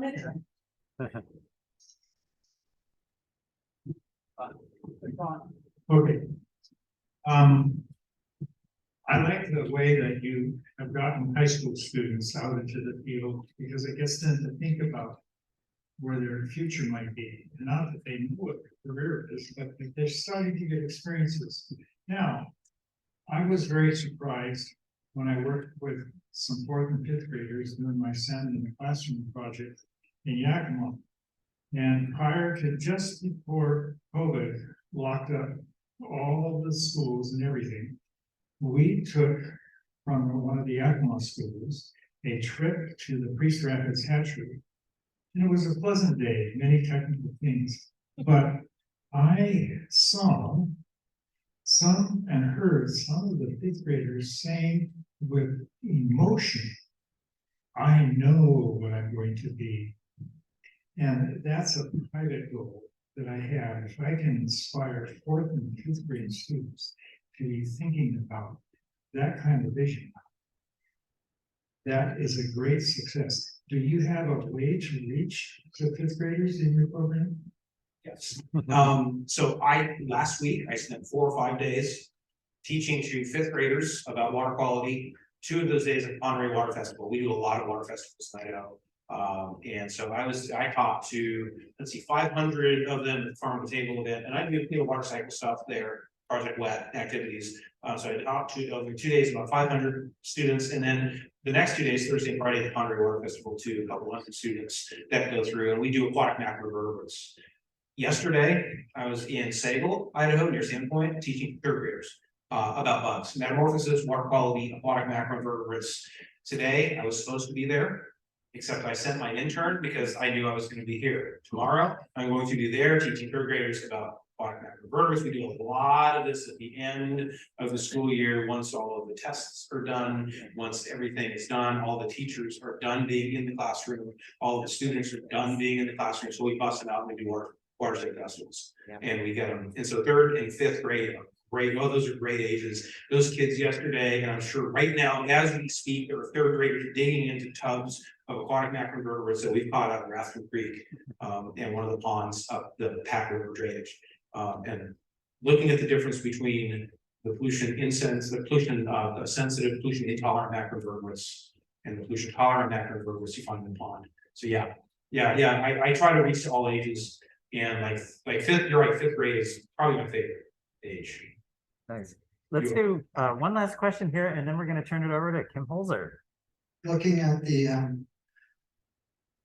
applicability of this program as well as the River Month to school districts in the Kootenays, because we're down from Trail British Columbia, and we're looking. So if I was, and one of the things we're interested in doing is build a conservation network in this lower Columbia River area, just north of the line. And if somebody from, let's say, the local school district would be interested in applying these programs, both yours and the River Mile program, would it be fairly easy for them to access the materials to get started? Yes. Yeah, especially the Confluence project stuff. I'll just hand that the link to you, and you can hand that off to the students. And I can be a technical advisor. I mean, tenured, what are they going to do if I talk to somebody in Canada? The other thing is just a comment. Very happy to see you're bringing students into the outdoors, particularly in the winter, and showing them low technology and low cost ways of actually recreating and getting outside, helping with developing an outdoor lifestyle. There's a lot of a lot of, I come from a fairly wealthy community and there's a lot of outdoor winters, especially winter activity that tends to have extremely high entry costs. Really happy that some kids will be able to understand that for $100, they can begin a journey in the outdoors in the winter that has really no endpoint. So I'm really happy that they're being exposed to it. It's great. Thanks, yeah, that's important. Centuries are cheap and they're easy to use and it's a little. That's just important. Let me hand it over here to Dr. Kim Holzer. Here you go. Sorry, that might have been me. I was gonna introduce her. Maybe you want to introduce her, Jen? You want me to? Okay. You have a bio there. Oh, okay. I'm just gonna do a real brief intro to Kim. I know Jen has worked with Kim for a number of years, and she was one of the co-authors of the paper that's been mentioned, the paper that came out in Bioinvasion Review about the, can you just turn yours off for a second? Is that okay? It's just that switch. Okay. The paper on Bioinvasions Review. But she's also been working with the Smithsonian Institution for a number of years on invasive species, and most recently with the U.S. Fish and Wildlife Service in BC. Fortunately, she gets to come out to the Northwest quite a bit and works with Jim, and I think they played together quite a bit with their various adventures off of the mountains and stuff. So we're thrilled that Jim and Kim were able to drive down this morning from Northern Idaho to be with us. So Kim, take it away. Thanks, Rick. So as Rick mentioned, I've been with the Smithsonian for a little over a decade as a research associate. And I started a new position with the U.S. Fish and Wildlife Service, branch of aquatic invasive species, out of their headquarters office in Falls Church. But I get to work from beautiful Portland, so I have a really blessed on that. The title of my presentation today is the Crayfish Hitchhikers to North America. And I'm going to give you a broad overview of the ways that crayfish move around North America, catching free rides in shipments, on watercrafts, and by other assisted transportation.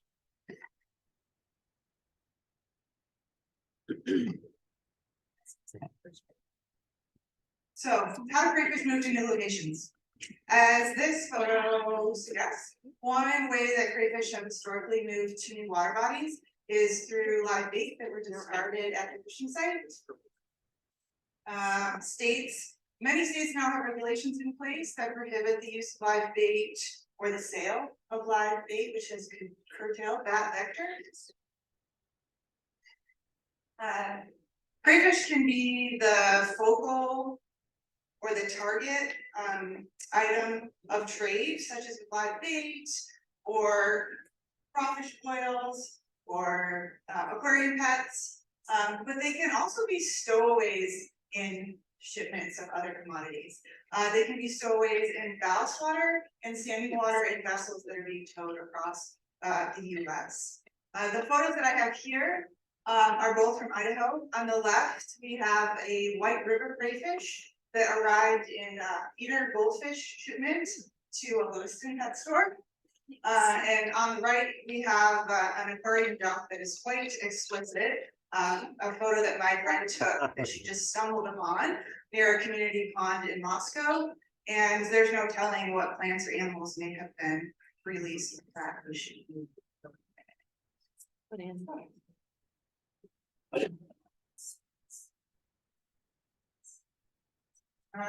Technologically awkward here, sorry. Oh, here we go. And pardon me if I miss my notes, I tend to go off on tangents and lose track if I don't some notes. Bring it down. So, into more detail actually about the stowaways in goldfish shipments, because there was a big surge this year. You can see I put the date of March 2023 on this slide, and we had an increase in reports of crayfish, which are pictured here, and bullfrog larvae arriving in feeder goldfish shipments all over the US. We were first alerted to the issue by a Nebraska aquatic invasive species manager. I think he was with the Parks and Wildlife Commission. And then through the federal government, we put out a call for information from other states, and quickly reports were flowing in from Pennsylvania to Alaska about these crayfish contaminating goldfish events. And policies were in place at the producer level and at the retail store level to limit hitchhikers. But something isn't working, obviously, the shipments were tracked to a producer in Arkansas, who then stepped up their game and increased sorting and filtering in the facility. What we learned is that this crayfish producer usually applies a chemical treatment pre-emergence that affects the skeleton development of the crayfish. Because of warming trends, they likely missed their treatment window, and so there were a lot more crayfish in the ponds than normal, which I think is super interesting, because it points to the co-importance of climate change, phenology, and invasive species management. This photo was taken by one of my colleagues with the Idaho State Department of Agriculture, and this was a shipment that was pulled out of a Coeur d'Alene and Ponderay.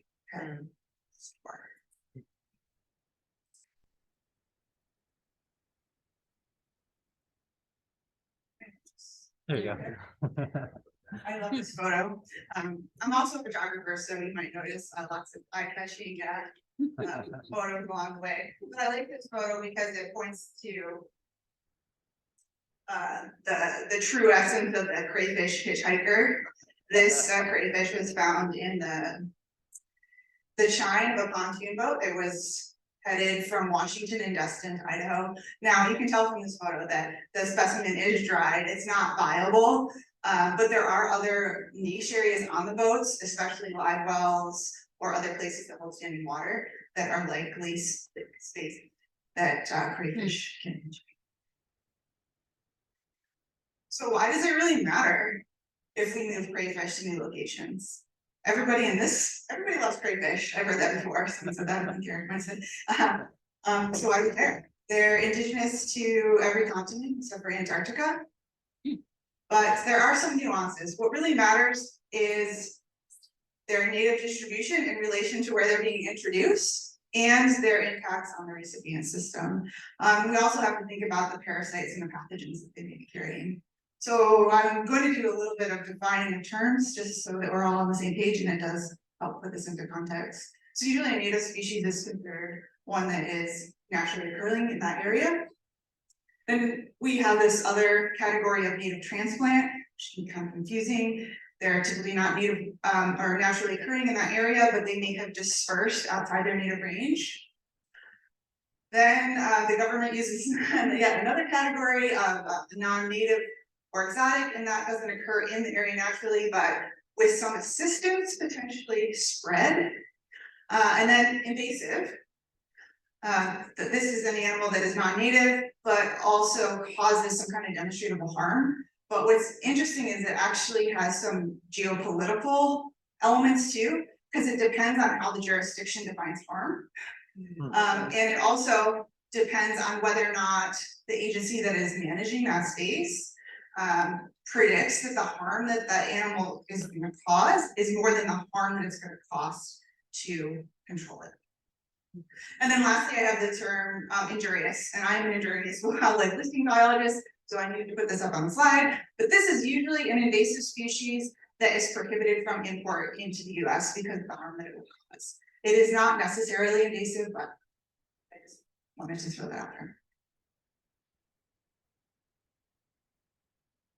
As a tool for understanding the status of different species, and I recommend this to classroom teachers, and Jamie put a screenshot up, is I like the USGS non-indigenous aquatic species database. That's going to help you discern whether or not the species that you're looking at is native to the area.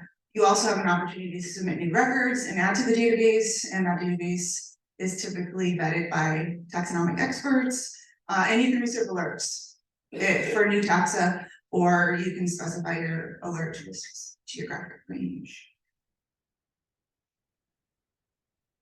Another tool for educators and researchers is the US Fish and Wildlife Service website, the Environmental Conservation Online System. It has some really great information on threatened and endangered taxa.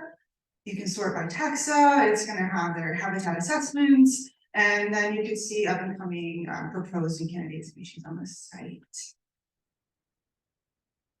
And lastly, if you want to keep up to date on the species that are illegal to import into the US, you might need to go to the Code of Federal Regulations, which isn't an overly enticing website, but it is very useful, and it has a running list of the species that are listed and it's updated regularly.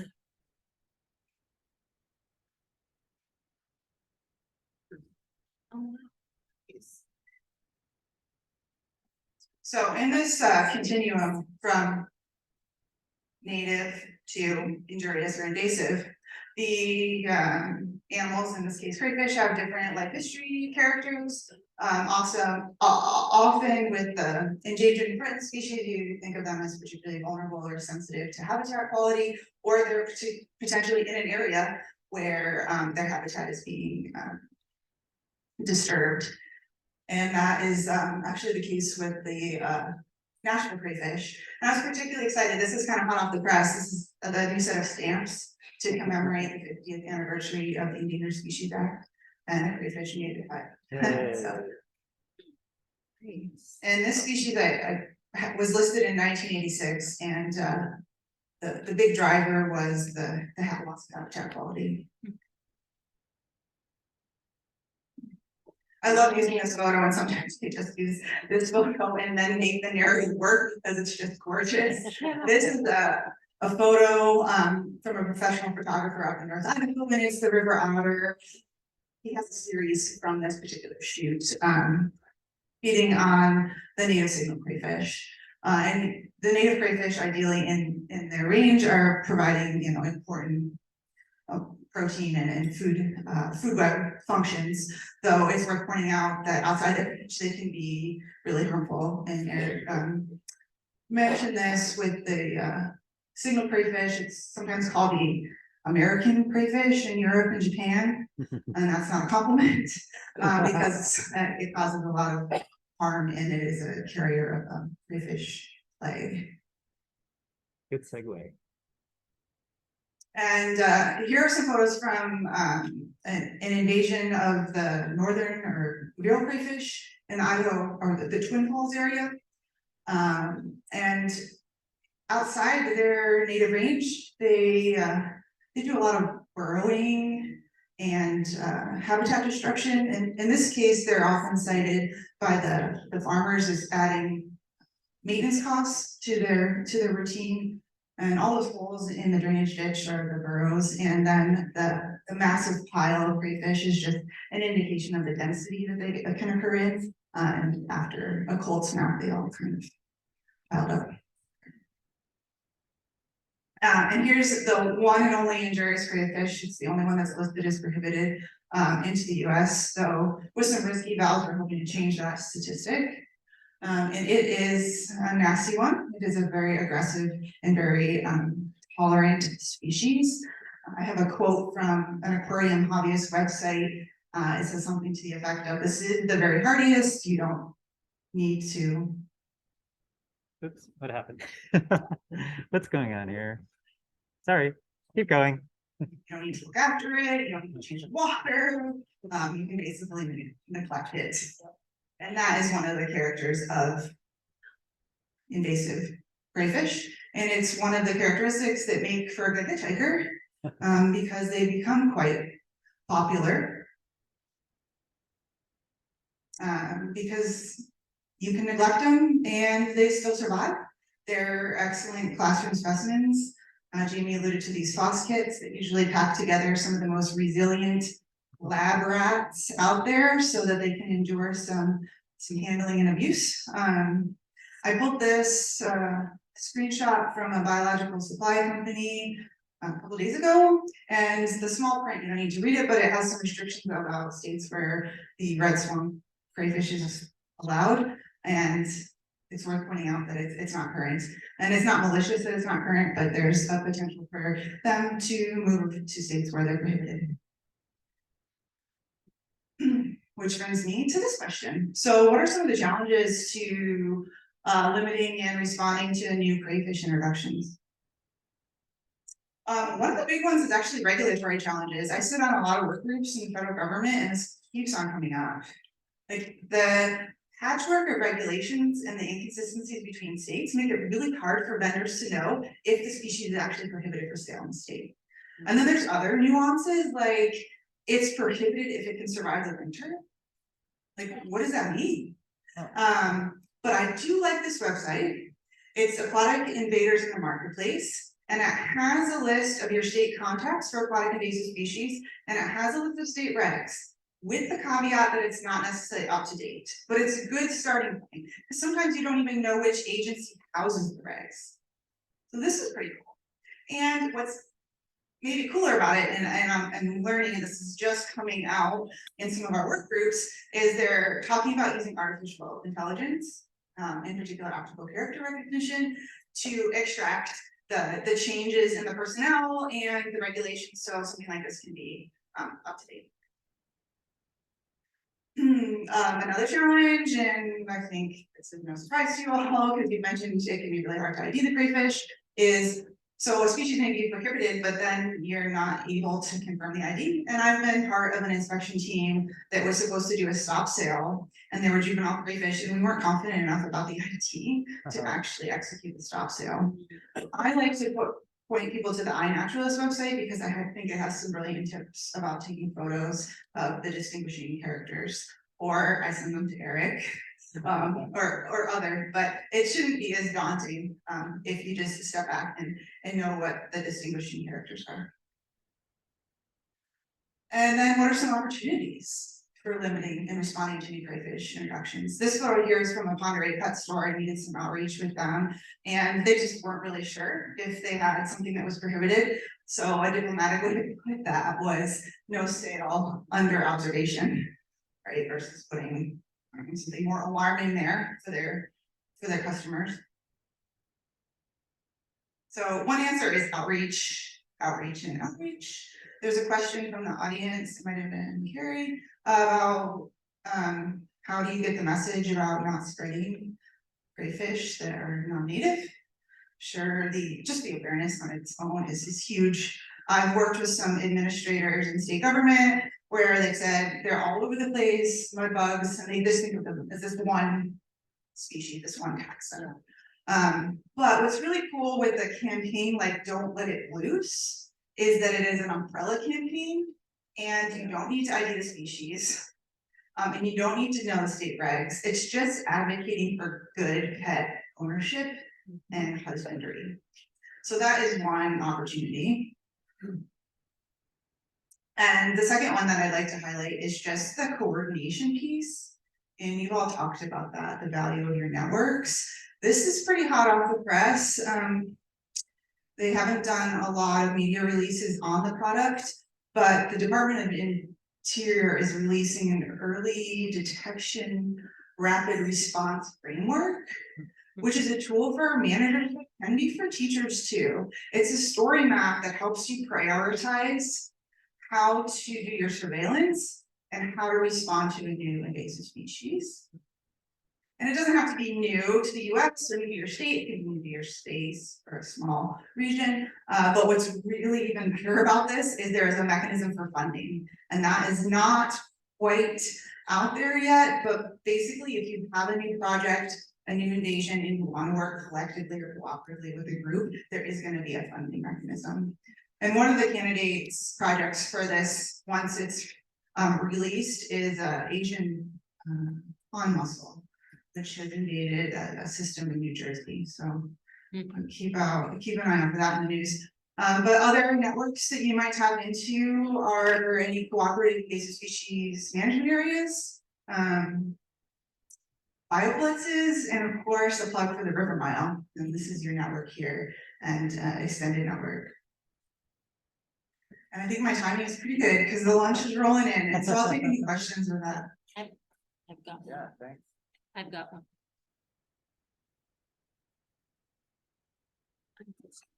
So, I'm between one of these together, but I can pass that around. say it be that the single crayfish are invading other species areas because others of crayfish are invading their area. toes to decide if it's gonna move around. I think Eric probably better at answering that question, but I sure think it's a decent theory that the displacement of species can be going both ways. And it's pretty cool to think about. One point that I often make when I'm leading field trips is if you're in a national park or a wildlife preserve or something like that, a lot of folks make the assumption that what is there is meant to be there. And it's curated, and so don't assume what you see out in the wild is actually native. So owning your species ID skills and thinking about some of those competitive interactions and displacement is awesome.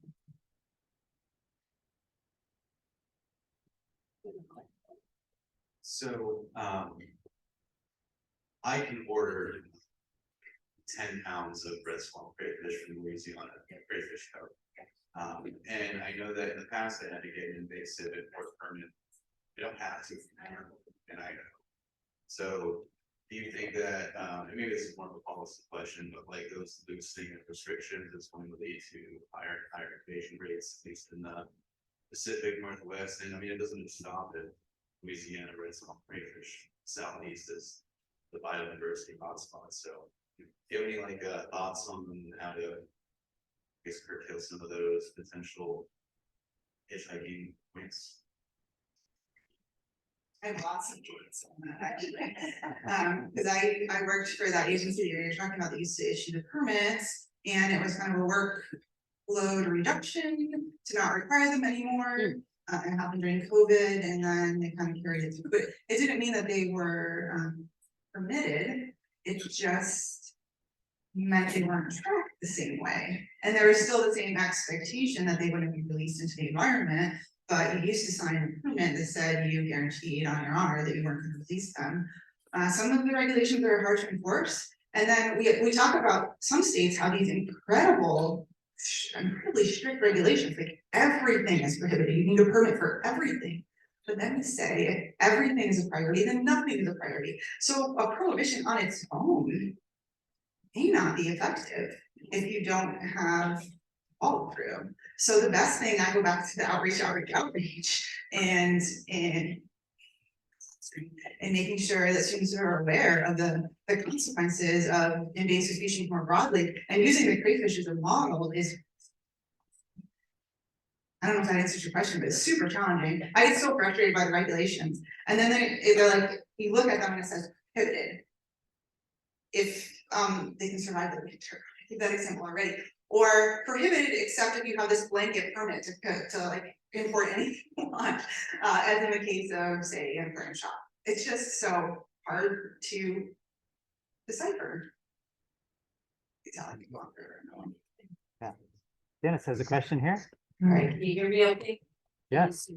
Yeah. Actually, my question is a fairly simple one. Have you connected with any of the Facebook groups on that are crayfish fishermen? There's the Craysters groups, and they post photos all the time of their catches. So I'm just wondering, how can we reach them in a better way? I do track on social media. I love the location function on Instagram, just to kind of track potential new occurrences.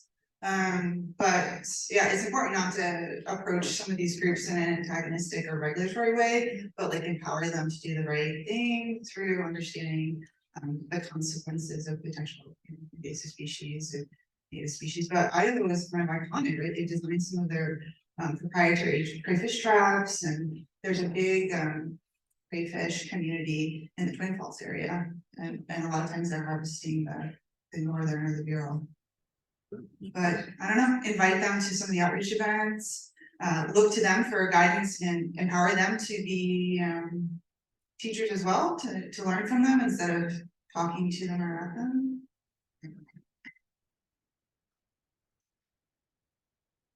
So I've got kind of a weird one. People don't like to kill things, especially at a pet store.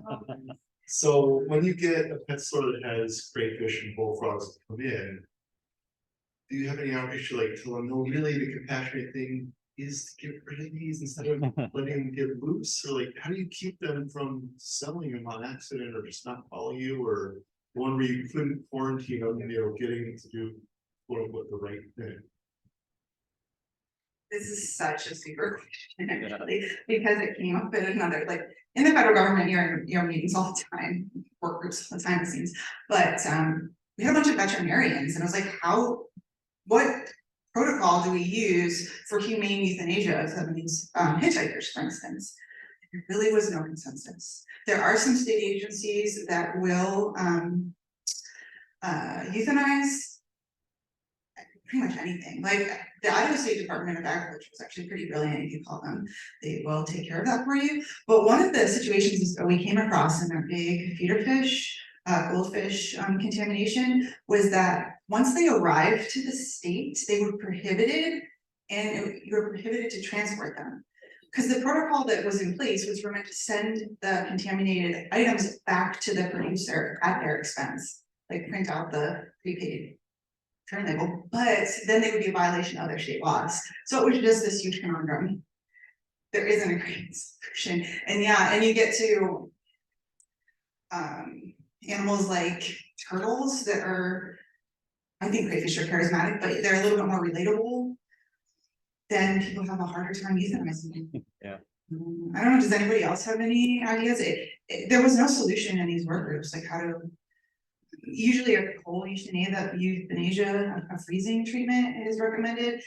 There's some veterinarian websites and the American, the Zeus, what is it called, AZA, that has some guidance. Just tricky.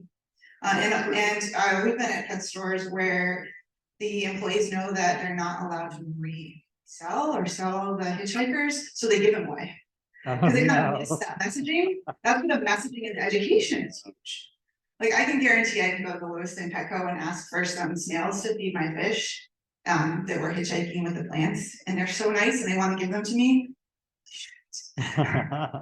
So it's back to the education. The website that I put up there with the Don't Let It Loose campaign, they have graphic design elements that you can extract and use for your purposes. They can also, they used to provide services to help with outreach, product development. Passing, just spreading the word. Peer pressure is really great, especially when kids elevate that knowledge to their folks and older generations. Great question, thank you. Yeah, I'll just add, if you go out to the field, we ask everyone to bring a bucket of ice with you. So if you find the invasive crayfish, you just put them on ice, put a little more ice on top, they'll go to sleep, they won't cause any trouble. And we think that they don't really feel a lot of pain because they're used to being in cold water. So they'll just get cold enough when they won't move more, and then it's all good. So that is like Kim was saying, good way to euthanize them. And don't feel bad about it, because you are helping so many other plants and animals to thrive. And maybe one last question, and then we just had lunch time, so go ahead, Carrie. The only thing, and I don't know, it doesn't really make sense to like eat maybe one, but I think eating things is a really great way to make good use. And I don't know if any of you watch OPB Field Guide, but there's a really great OPB Field Guide, and I forget the name of the event, but it's like some invasive eradication, mastication, I think is what they call it. It's a celebration by eating a bunch of invasive foods.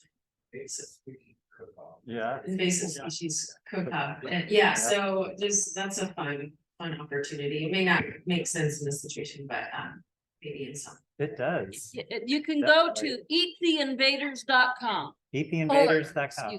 Eattheinvaders.org. Looks like they have recipes. With one caveat that some of these invaders that are detritivores and generalists might be is carrying some unhealthy contaminants from the recipient system. We actually had some folks that we did an Asian industry snail removal project with the Confluence project, and some folks brought those Asian industry snails home to do just a culinary experiment.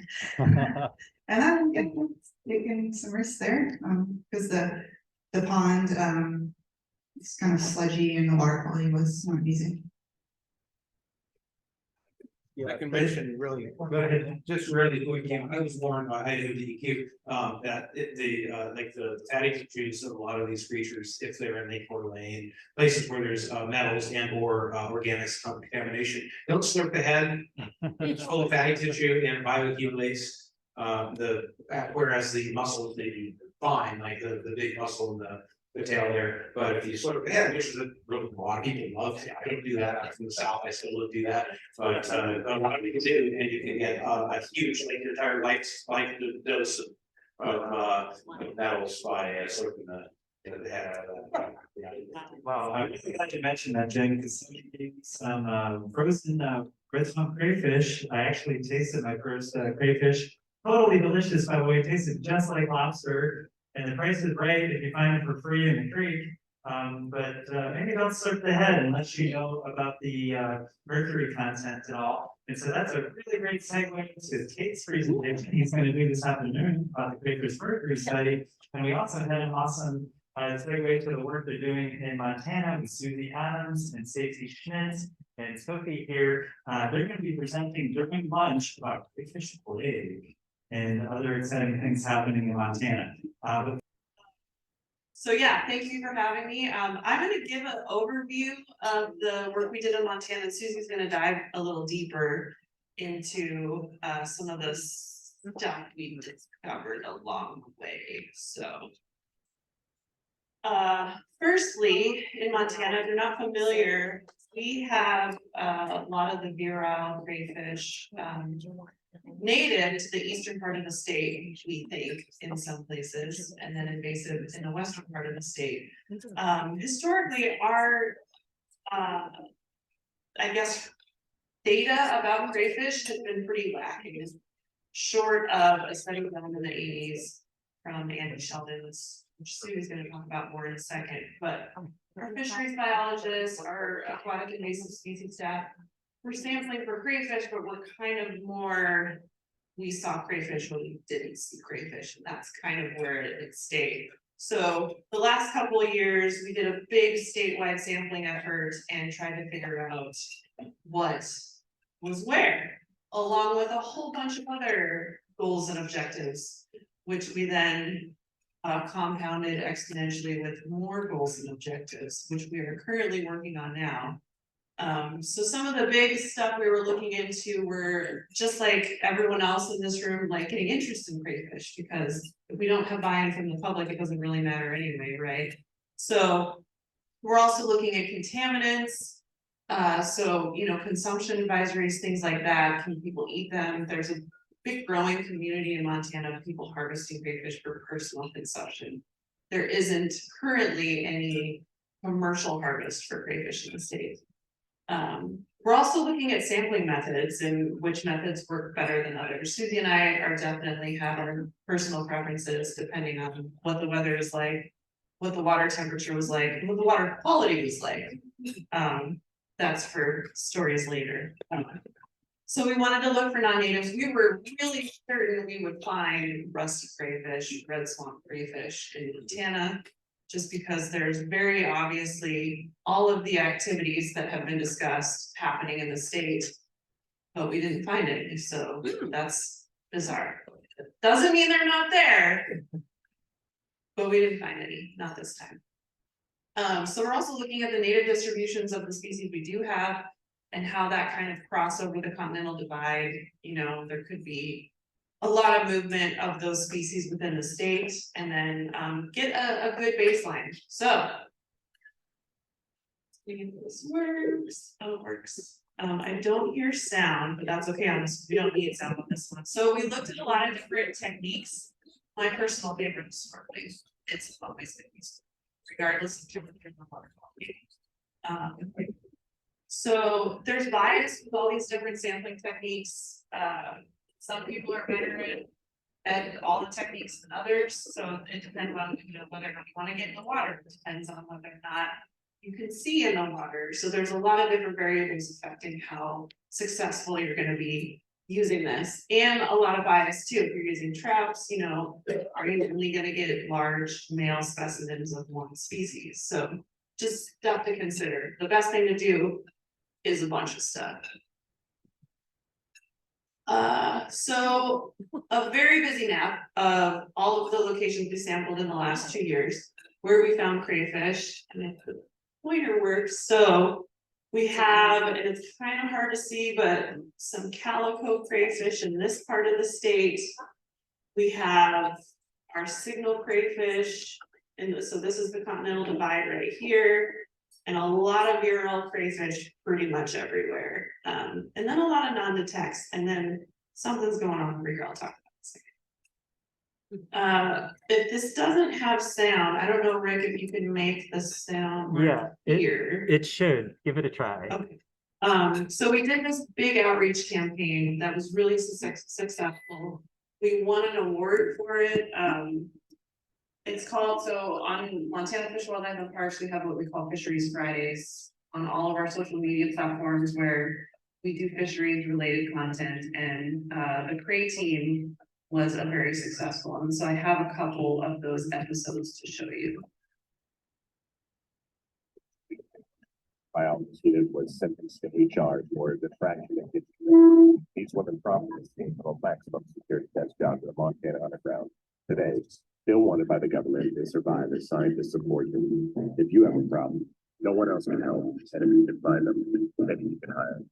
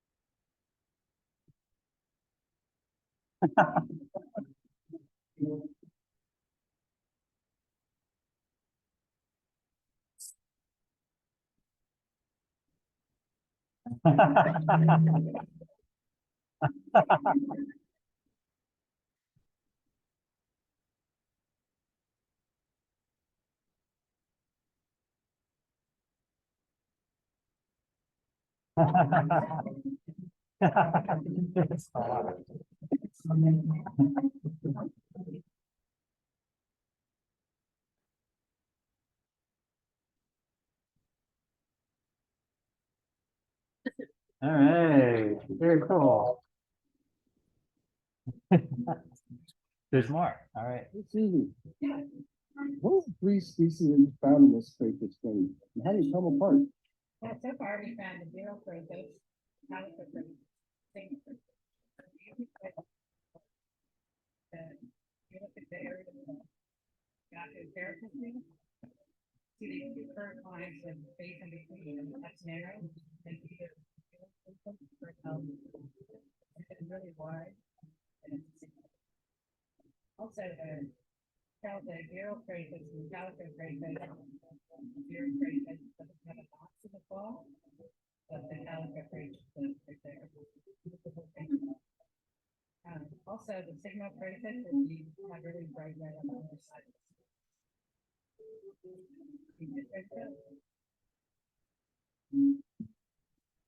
Yeah. All right. Very fun. Maybe Are these species of crayfish invasive? Well, the zero crayfish is actually native east of the side, but it's invasive west of the continental side.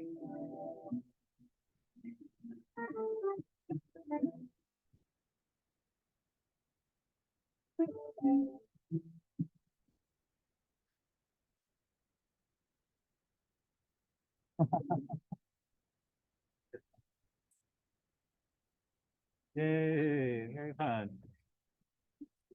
Great team. So other, we got the map earlier, was invasive species. Yes, crayfish, because we've never documented it in the state before. In a hatchery, a state-owned hatchery in Miles City, which is in the eastern part of the state. So this discovery was kind of after the proper crate team sampling. So I had gone out at the end of the season, was doing my normal hatchery inspections for aquatic invasive species work. And I found this crayfish that looked different than all the other crayfish that I found over the years, and texted a picture of it to David and Susie. And David was like, "Is that a calico?" And Susie was like, "What the is that?" And so, lo and behold, fast forward months later, we figured out it's the Southern Plains crayfish, Procambera simulans, which is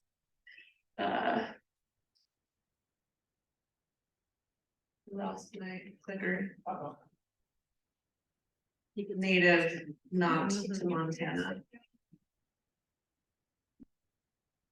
So this kind of shows its native range in the United States.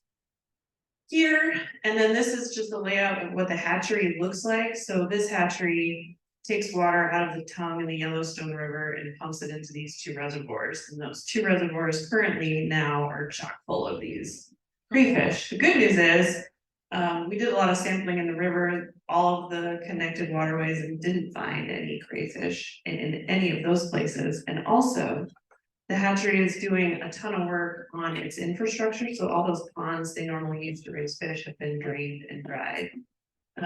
So with that, we've been trying to do some control work at the hatchery to see if we could do anything to cull this population of crayfish. And so they've been draining the reservoirs sporadically. They've done it twice now. And we went in with, after consulting with some experts in the Great Lakes area on red swamp crayfish and rusty crayfish. So they drained them and dried them out for a long time, but the reservoirs also had year-round crayfish, which promptly died because they didn't burrow down as deep.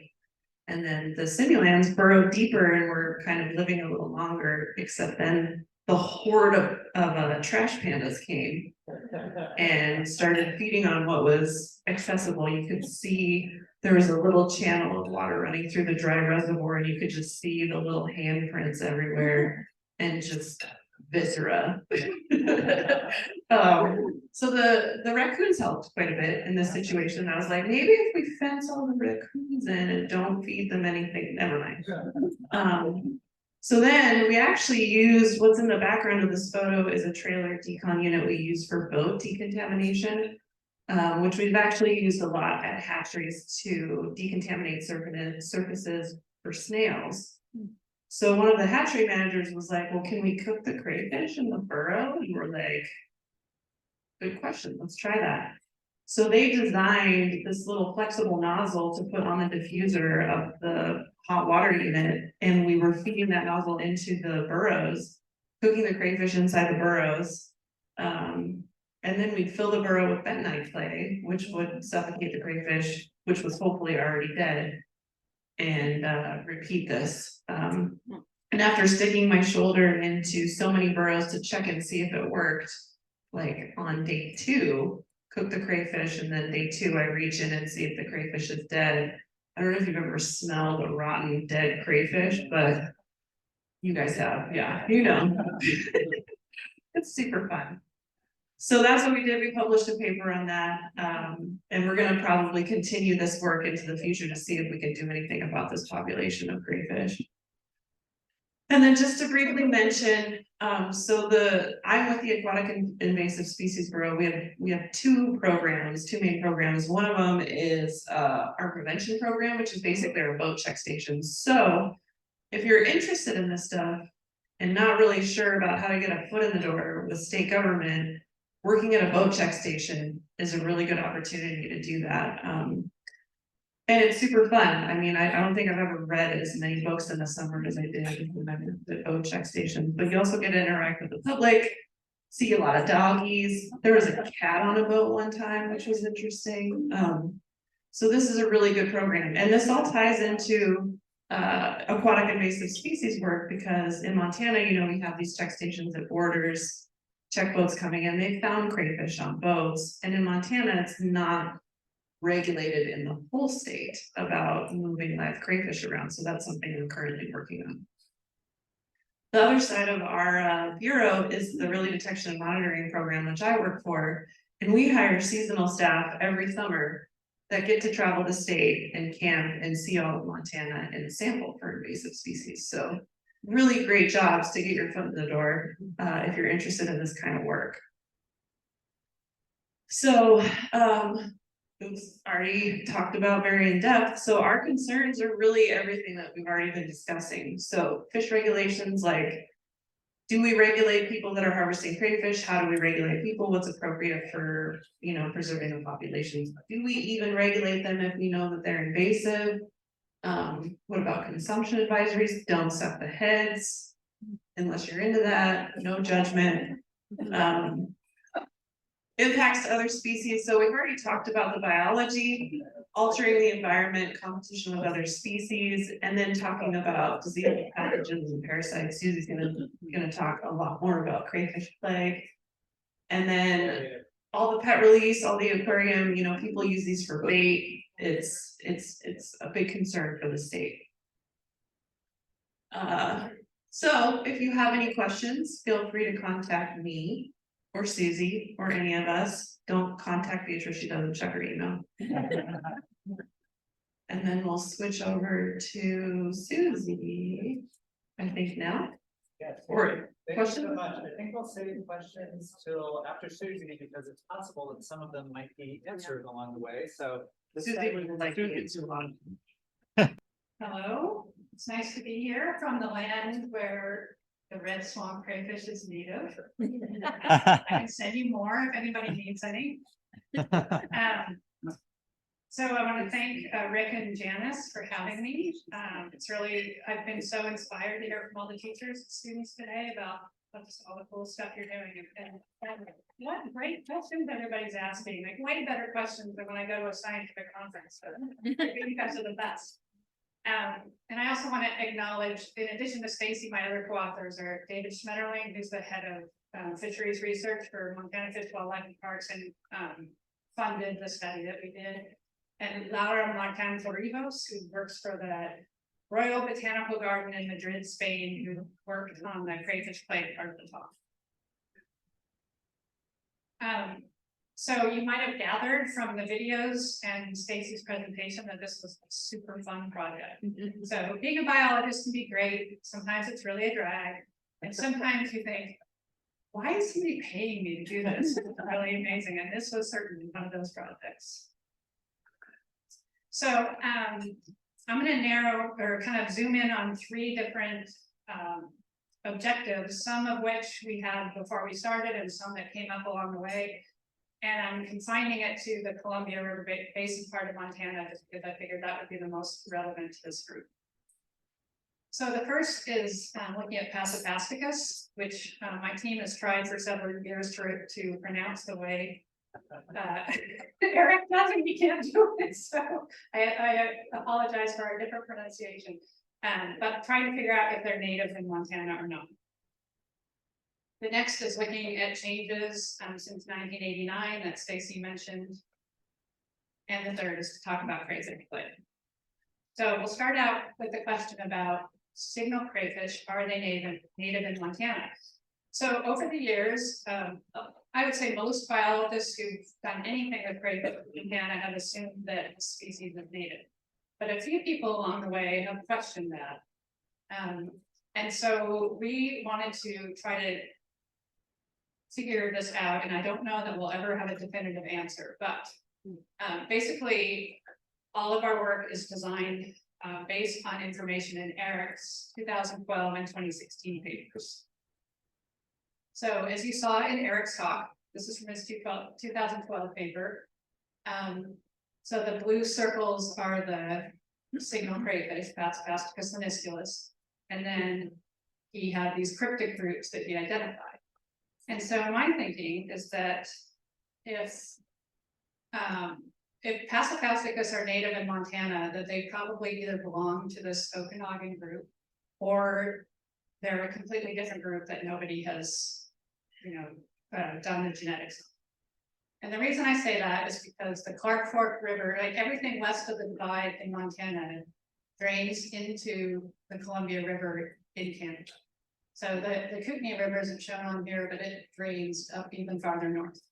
So given that it drains into the Columbia so far north, that's where the Okanagan crayfish are. So by by the path of rivers, the Okanagan group is the closest geographically to Montana. So this is the, in this picture, the blue triangles are the virile crayfish, and the orange circles are what we thought were Passifasticus lanisculus, and then there's these two darker orange diamonds, and those are Passifasticus spook that look different than everything else that we caught. The other thing I'll mention now, in case I forget later, is these circles over here near Bozeman, where there is an introduced population of signal crayfish, which don't belong near Bozeman, but they've been there for quite a while, according to graduate students over the years who've gone out and caught them and eaten them. And we found them at, I think, 3 sites in the East Gallatin River, and above that, there's no crayfish, and below that, there's virile crayfish. So it's very interesting that they've been there for a long time without invading Florida. Okay, and then these are the signal crayfish, and saw some variation in what they look like, but for the most part, that's how they look. And then this is the Passifasticus spua, and as Eric talked about this morning, they're really orange or red. Their abdomen is shaped differently, and their claws are really shaped differently. And so we found this in 2 places, and one of the places was the last site of the last day we sampled in 2021. And we're like, what is this thing? We better come back next year and look for more. So we took gill tissue for DNA samples, and then I repeated all the measurements on the adult males that Eric had used in his paper, so that we could then compare what we found to what he had in his paper. And I'm sorry that this is a work in progress. I don't have a fancy graphic, but this is a tree of 1 mitochondrial DNA gene that Eric had used. And so the farther left to right, the longer a line is left to right, the more difference there is. So the Faxonius virilis and immunis, you can see that's a really expectedly a big difference between the Passifasticus. So we found 3 different groups genetically of Passifasticus. The first group was really widespread in the Clark Fork drainage. The group number 2 was also fairly widespread, but not as common. And then group 3 was, we found the Passifasticus spua that we were calling it, that we found at 2 sites. So, we did a whole genetic tree to compare to what Eric found, and this is basically what happened. So our group 3, our Passifasticus spua, was nearly identical to the Okanagan crayfish. Our group 1 was Passifasticus lanisculus, and our group 2 was the same as Eric's Chehalis group. So this isn't really making a lot more sense yet at this point. Okay, now I apologize for this crazy graphic, but this is basically taking all the measurements from our crayfish and Eric's crayfish and putting them into a correspondence analysis. It basically just takes all those measurements and makes it into 2 dimensions.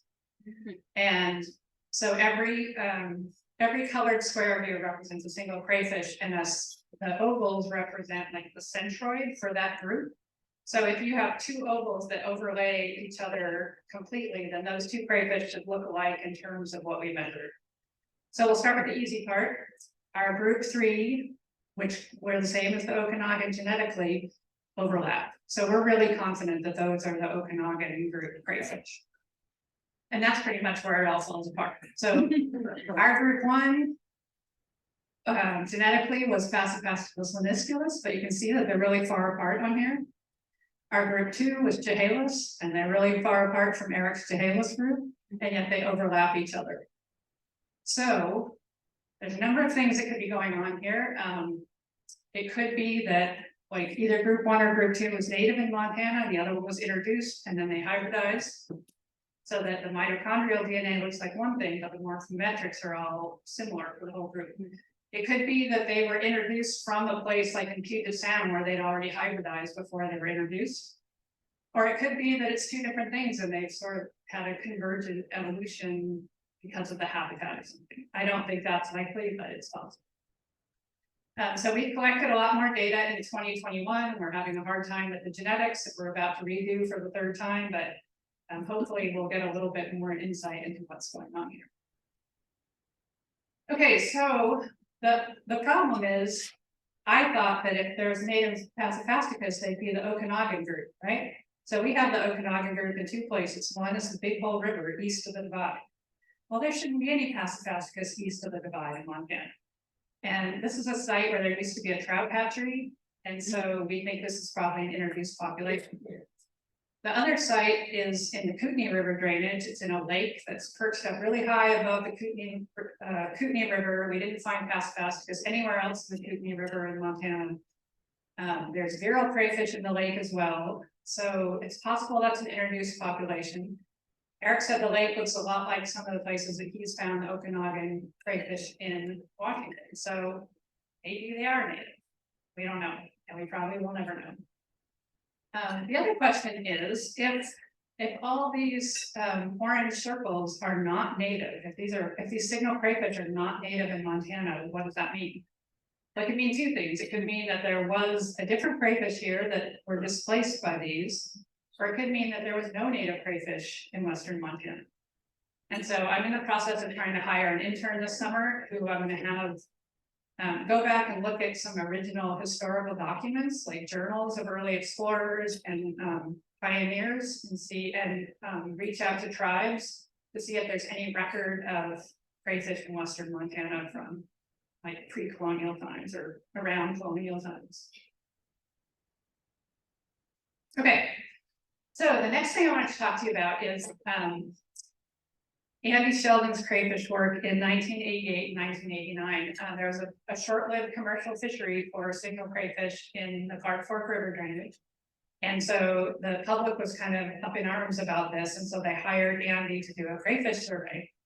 And the reason I want to talk about this today is because this is the only systematic survey that's been done of crayfish in Montana ever. And so Andy did a good job of documenting where he found crayfish, where he didn't, what species, but he didn't record like its effort or a lot of detail about anything. And yet this is still such an incredibly valuable resource for us. And so I think the work that you're all doing of just going out to different sites and seeing where there's crayfish and what's going on where is incredibly valuable for future researchers, even decades from now.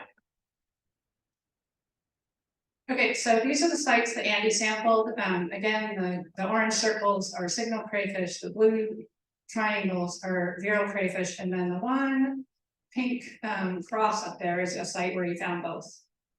And just to mention one thing is that, so Andy was working on the assumption that signal crayfish were native.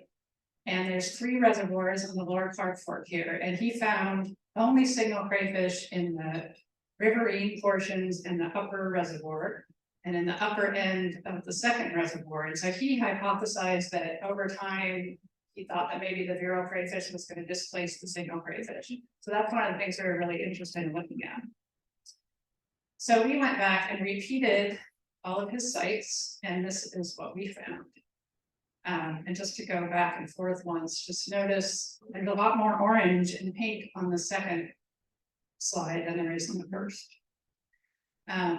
So the flathead drainage, the only thing he found was virile crayfish, and now there's sites that have signal crayfish, either with virile or just by themselves. And one of them, a couple of them are really interesting. Here, this is Tally Lake, and he found no crayfish there. And now it's got a high abundance of virile crayfish, and I'm going to talk about that lake in the crayfish play part. But also, this is McGregor Lake, where this is like the premier crayfishing lake in all of Montana. So I have never seen such high densities of big crayfish. You put a trap out there. In fact, the trap that David pulled up in the video that was full of crayfish, those were signal crayfish in McGregor Lake.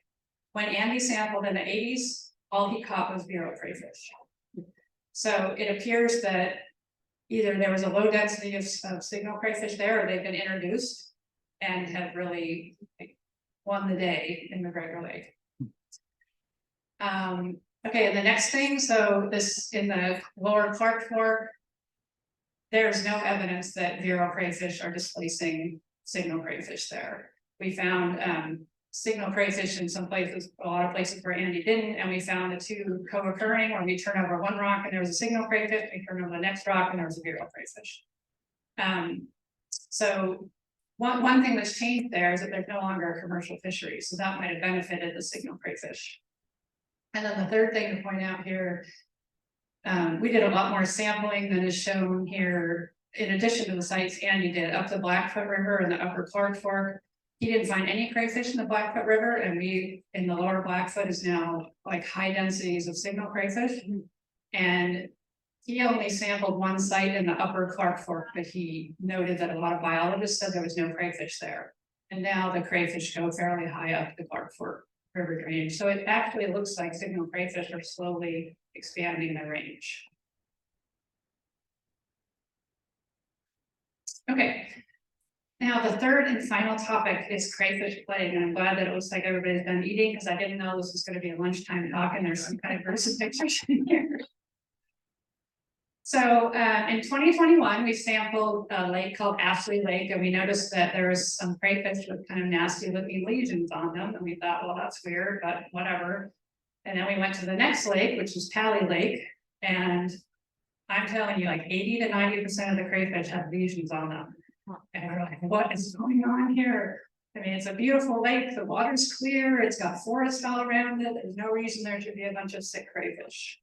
But there were. So this is an example of some of the lesions that we saw. And so I made a poster of this, all of these gory pictures about crayfish lesions, and I took it to a crayfish meeting in Europe last summer. And the Europeans just went nuts over this because they're all into crayfish diseases over there. And some people thought it was bacterial, some thought it was viral, some thought it was fungal, and some thought it was crayfish plague. So we ended up sending samples to our colleagues in Spain who did genetics on it and said it's crayfish plague. So here's some fun facts about crayfish plague. First of all, it's caused by an oomycete, which is like a fungus, but it's not a fungus. It's very similar. Called Aphanomyces aspisi, which has been ranked as one of the 100 worst invaders in the world. And it just so happens that Aphanomyces aspisi is native to North America. And so because of that, most North American crayfish are resistant to crayfish plague. So they can get it if they're really stressed by something else. But for the most part, you don't see a lot of sick crayfish from crayfish plague. And for that reason, nobody cares about crayfish plague here. I have heard it mentioned a few times today, which actually surprised me. On the other hand, in other continents like Europe and Asia, where North American crayfish have been introduced, it's absolutely devastating, and it's extirpated populations. There's species on the brink of extinction because of crayfish plague. So if you go to a crayfish meeting in Europe, which I highly recommend, 75% of the talks will likely be about crayfish plague. If you go to a crayfish meeting in the United States, none of the talks are about crayfish plague, because nobody cares about crayfish plague because you don't have sick crayfish usually. This is from a paper in France. I've seen similar pictures from Japan, where within a few weeks of crayfish plague getting introduced, this is what all the crayfish look like. You can't actually see lesions on these crayfish, but they don't look very healthy, do they? On the other hand, these are the crayfish, some of the crayfish we caught from Tally Lake. I don't know if you can see it very well, but lesions, there's lesions all over these crayfish. And sometimes the lesions are huge, all the way through the side of the carapace. Sometimes their gills are hanging out, and yet they're still trying to climb out of the bucket. Like, so sometimes we've seen a few sluggish crayfish, we've seen a few dead crayfish, but for the most part, these things look awful, and they're still running around like crayfish. So this is actually a big mystery, and the Europeans are just baffled by this.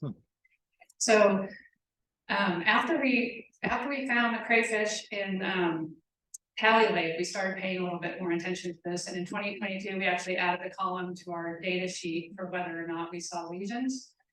And in addition, even though we have this on our data sheet, we still sometimes didn't write down whether there was no lesions. So sometimes the open circle, so here the pink indicates places we saw lesions. If they're an open symbol, they may or may not have had lesions, but nothing serious, or we would have definitely written it down.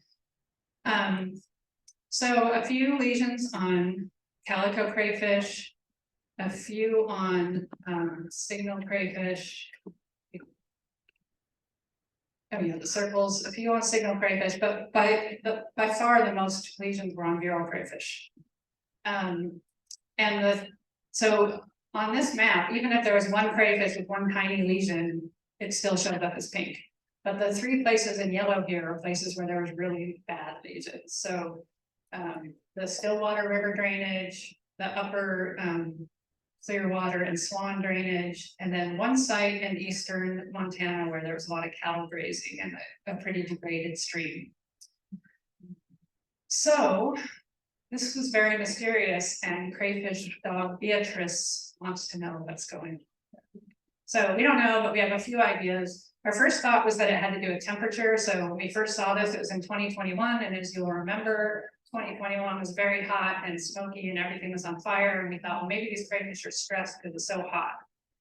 But the Europeans tell us actually that the pathogen peaks at around 17 degrees Celsius, which isn't really that hot.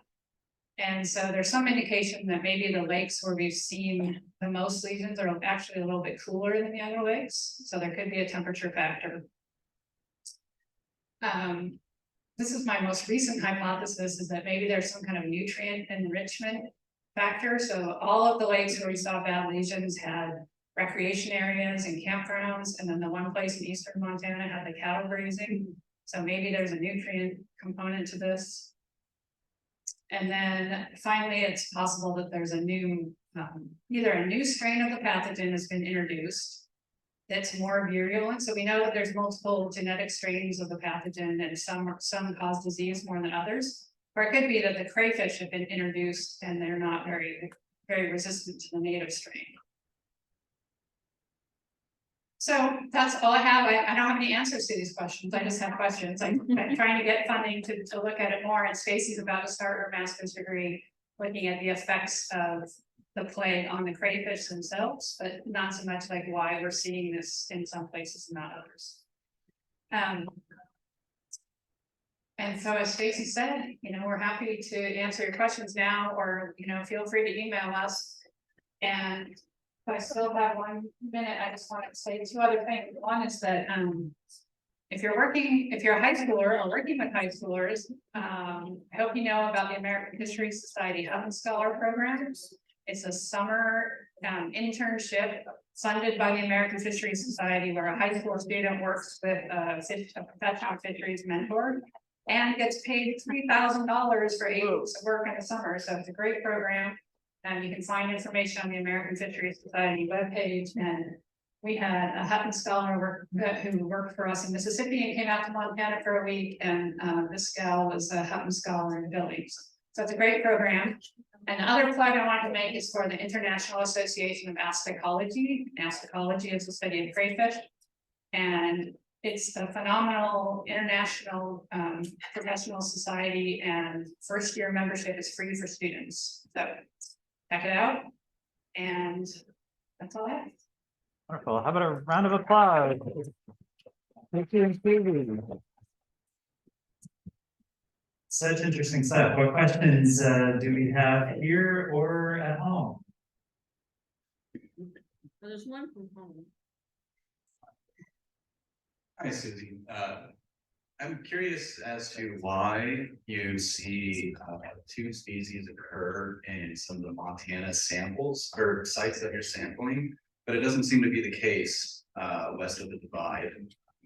Why do you think that is? Maybe just population density, or is it maybe abundance of food resources that might be supplying it for both species? Okay, so we saw 2 species together west of the divide, but not east of the divide. Right? Okay.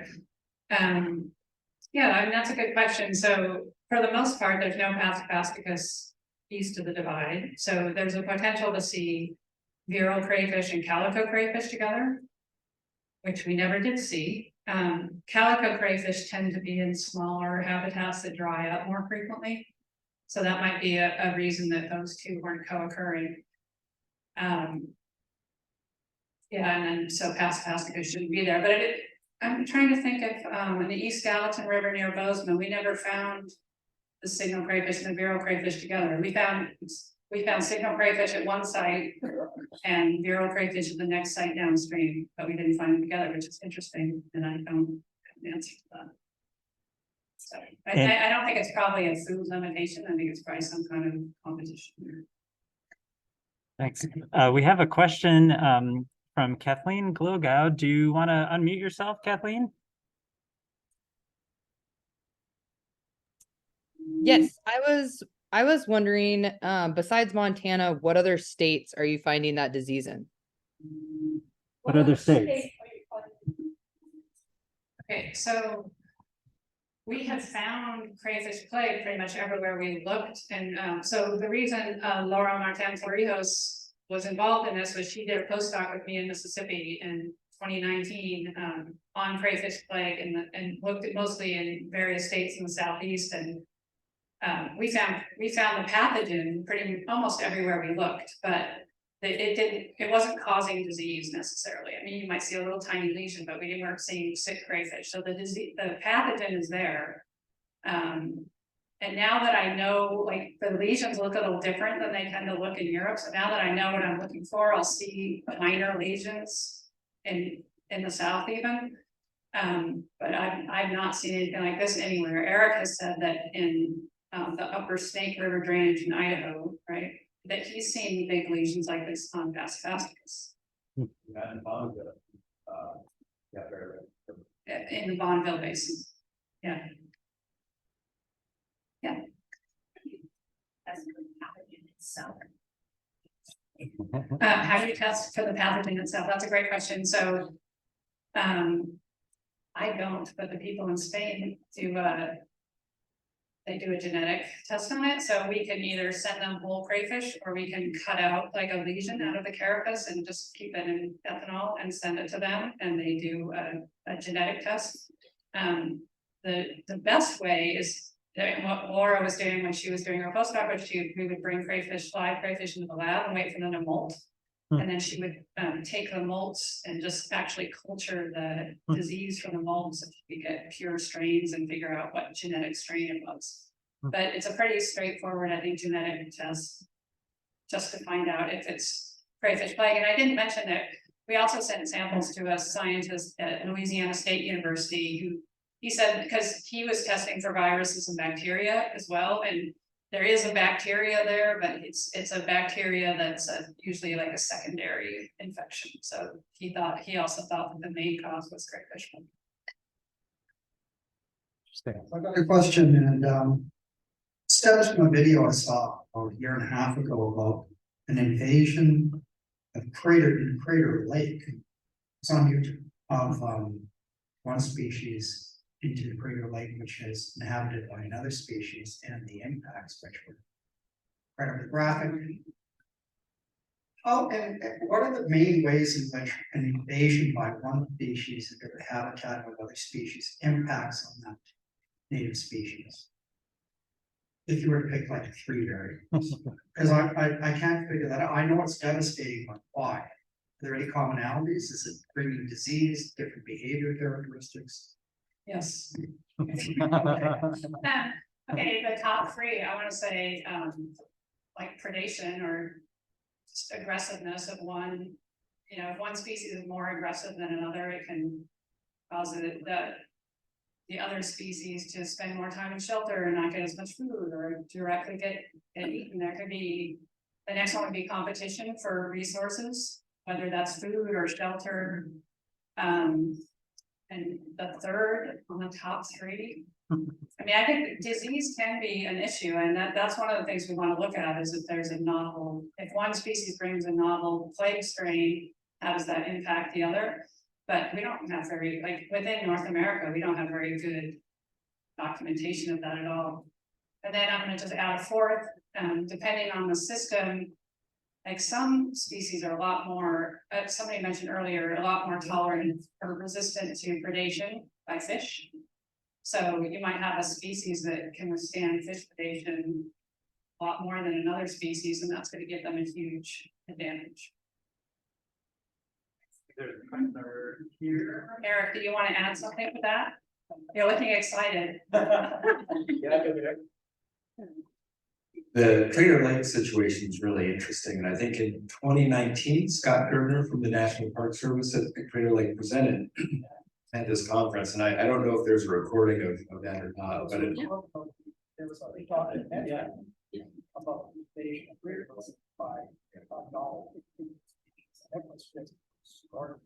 yeah, and there were no crayfish in Crater Lake, and but when the signal crayfish were introduced, they've predated the endemic newt that lives in Crater Lake. Yeah, and in that case, it's just the amphibian's really naive. It's never had a predator like the crayfish. That's the signal crayfish was there for 80 years and just stayed on one isolated shoreline. And then maybe as the lake formed, the signal crayfish just boomed around the shoreline, and they're yeah, it's very predation driven, and it's I'm excited about that for a lot of reasons. But yes. Yeah, we do have that recorded. I'll see if we can get it up on the website again so it's easy to find. And So I haven't thought about OMA sites since like undergrad, but so I'm not super up on them, but are they known to, infect any other species besides the crayfish? 'Cause I'm think a lot of other pathogens, a virus like flu virus or something, they can jump from a chicken to a horse and mutate, and then it jumps to us and mutates again and gets, something sicker. I'm wondering if there was maybe a jump to another species then back to them. Is that been a line you've looked at? No, I mean, we have found, like in Mississippi, we found Aphanomyces ascesi in freshwater shrimp, and they've been found in freshwater crabs and other places. Nobody's looked at other crustaceans, like micro crustaceans, which I've actually wondered about, if they can have crayfish or host the pathogen. And then there's other, other mycete species, of course, that affect, like I think southern oak dead was caused by an mycete, so.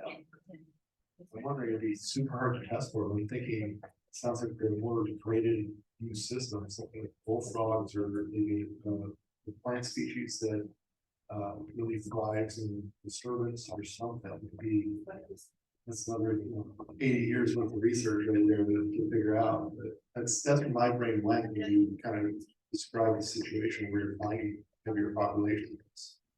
Yeah, I don't think they've ever found, Aphanomyces ascesi in like a totally different group, like plants or amphibians, but like that was one of our big concerns. At first, David is like, well, they're feral crayfish in western Montana. We don't care if they're getting sick and dying. I'm like, yeah, but you don't know what this is. You don't know if this is something that can infect fish or amphibians or so. In that sense, it was a relief that it was crayfish plague because it's probably not affecting other things, but.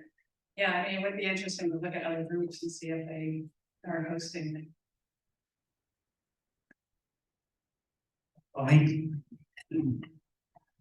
Thanks. I'm just curious, in the places where you found crayfish with lesions, were most of the ones that you found sick? Portion? Oh, in those 3 areas where we had yellow circles, where I had yellow circles around it, most of them were. So I think in Tally Lake, I think in 2022, like 85% had lesions, and Placid Lake was another one where David went there and I don't think he actually quantified it, but most of them had lesions. And interestingly, I have sampled Placid Lake maybe 10 years before, and I don't remember seeing any lesions on crayfish. So that, it does seem like something has changed there. And then that site in eastern Montana, but the other sites, I would say most of them didn't. Or, like there's, if you look closely, in fact, no, it's not up there anymore, but there's, sometimes you'll just see like these little tiny dark dots that turn out that those are lesions. And so I'm not sure that we were really recognizing those as lesions at the time.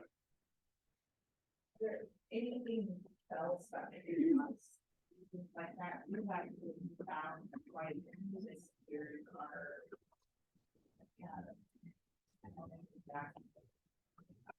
Okay, so the question was, is there anything else that can cause that kind of lesion? There are some bacterial and viral diseases that can cause that. And there's also something called that they found in Scandinavia called they're calling eroded swimmerette syndrome, and it's when the crayfish have a crayfish plague and a fungus. And all the little cleopods on their abdomen are just pretty much gone. Yeah, so it's not necessarily plague, but I think that we need to be considering plague. And there's also a white spot syndrome virus, but it's not gonna make, lesions that look like this, it's gonna make white spots. Well, we'll have that to work on it. Yeah, and there's also, porcelain disease, which, we found in Montana, Eric, have you found it in Washington? Or the Pacific Northwest? Wyoming, and so it may or may not be a native disease, but basically the abdomen turns really white, but not just patches of white, but like the whole abdomen turns white. But I'd say the lesions consider plague. All right, thank you. I Thank think you all. we'll have questions there, but just we'll take another quick break. If you think of anything else, we're all around. Feel free to ask. I'd also like to see Pauline up there stretching. Everybody else, feel free to stretch. Take a breath of fresh air. We'll come back together in 5 minutes to hear about the role of mercury and crayfish with Kate's presentation. Thanks, everybody.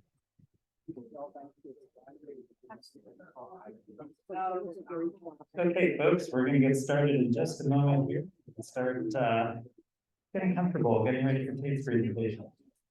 Yeah, exactly.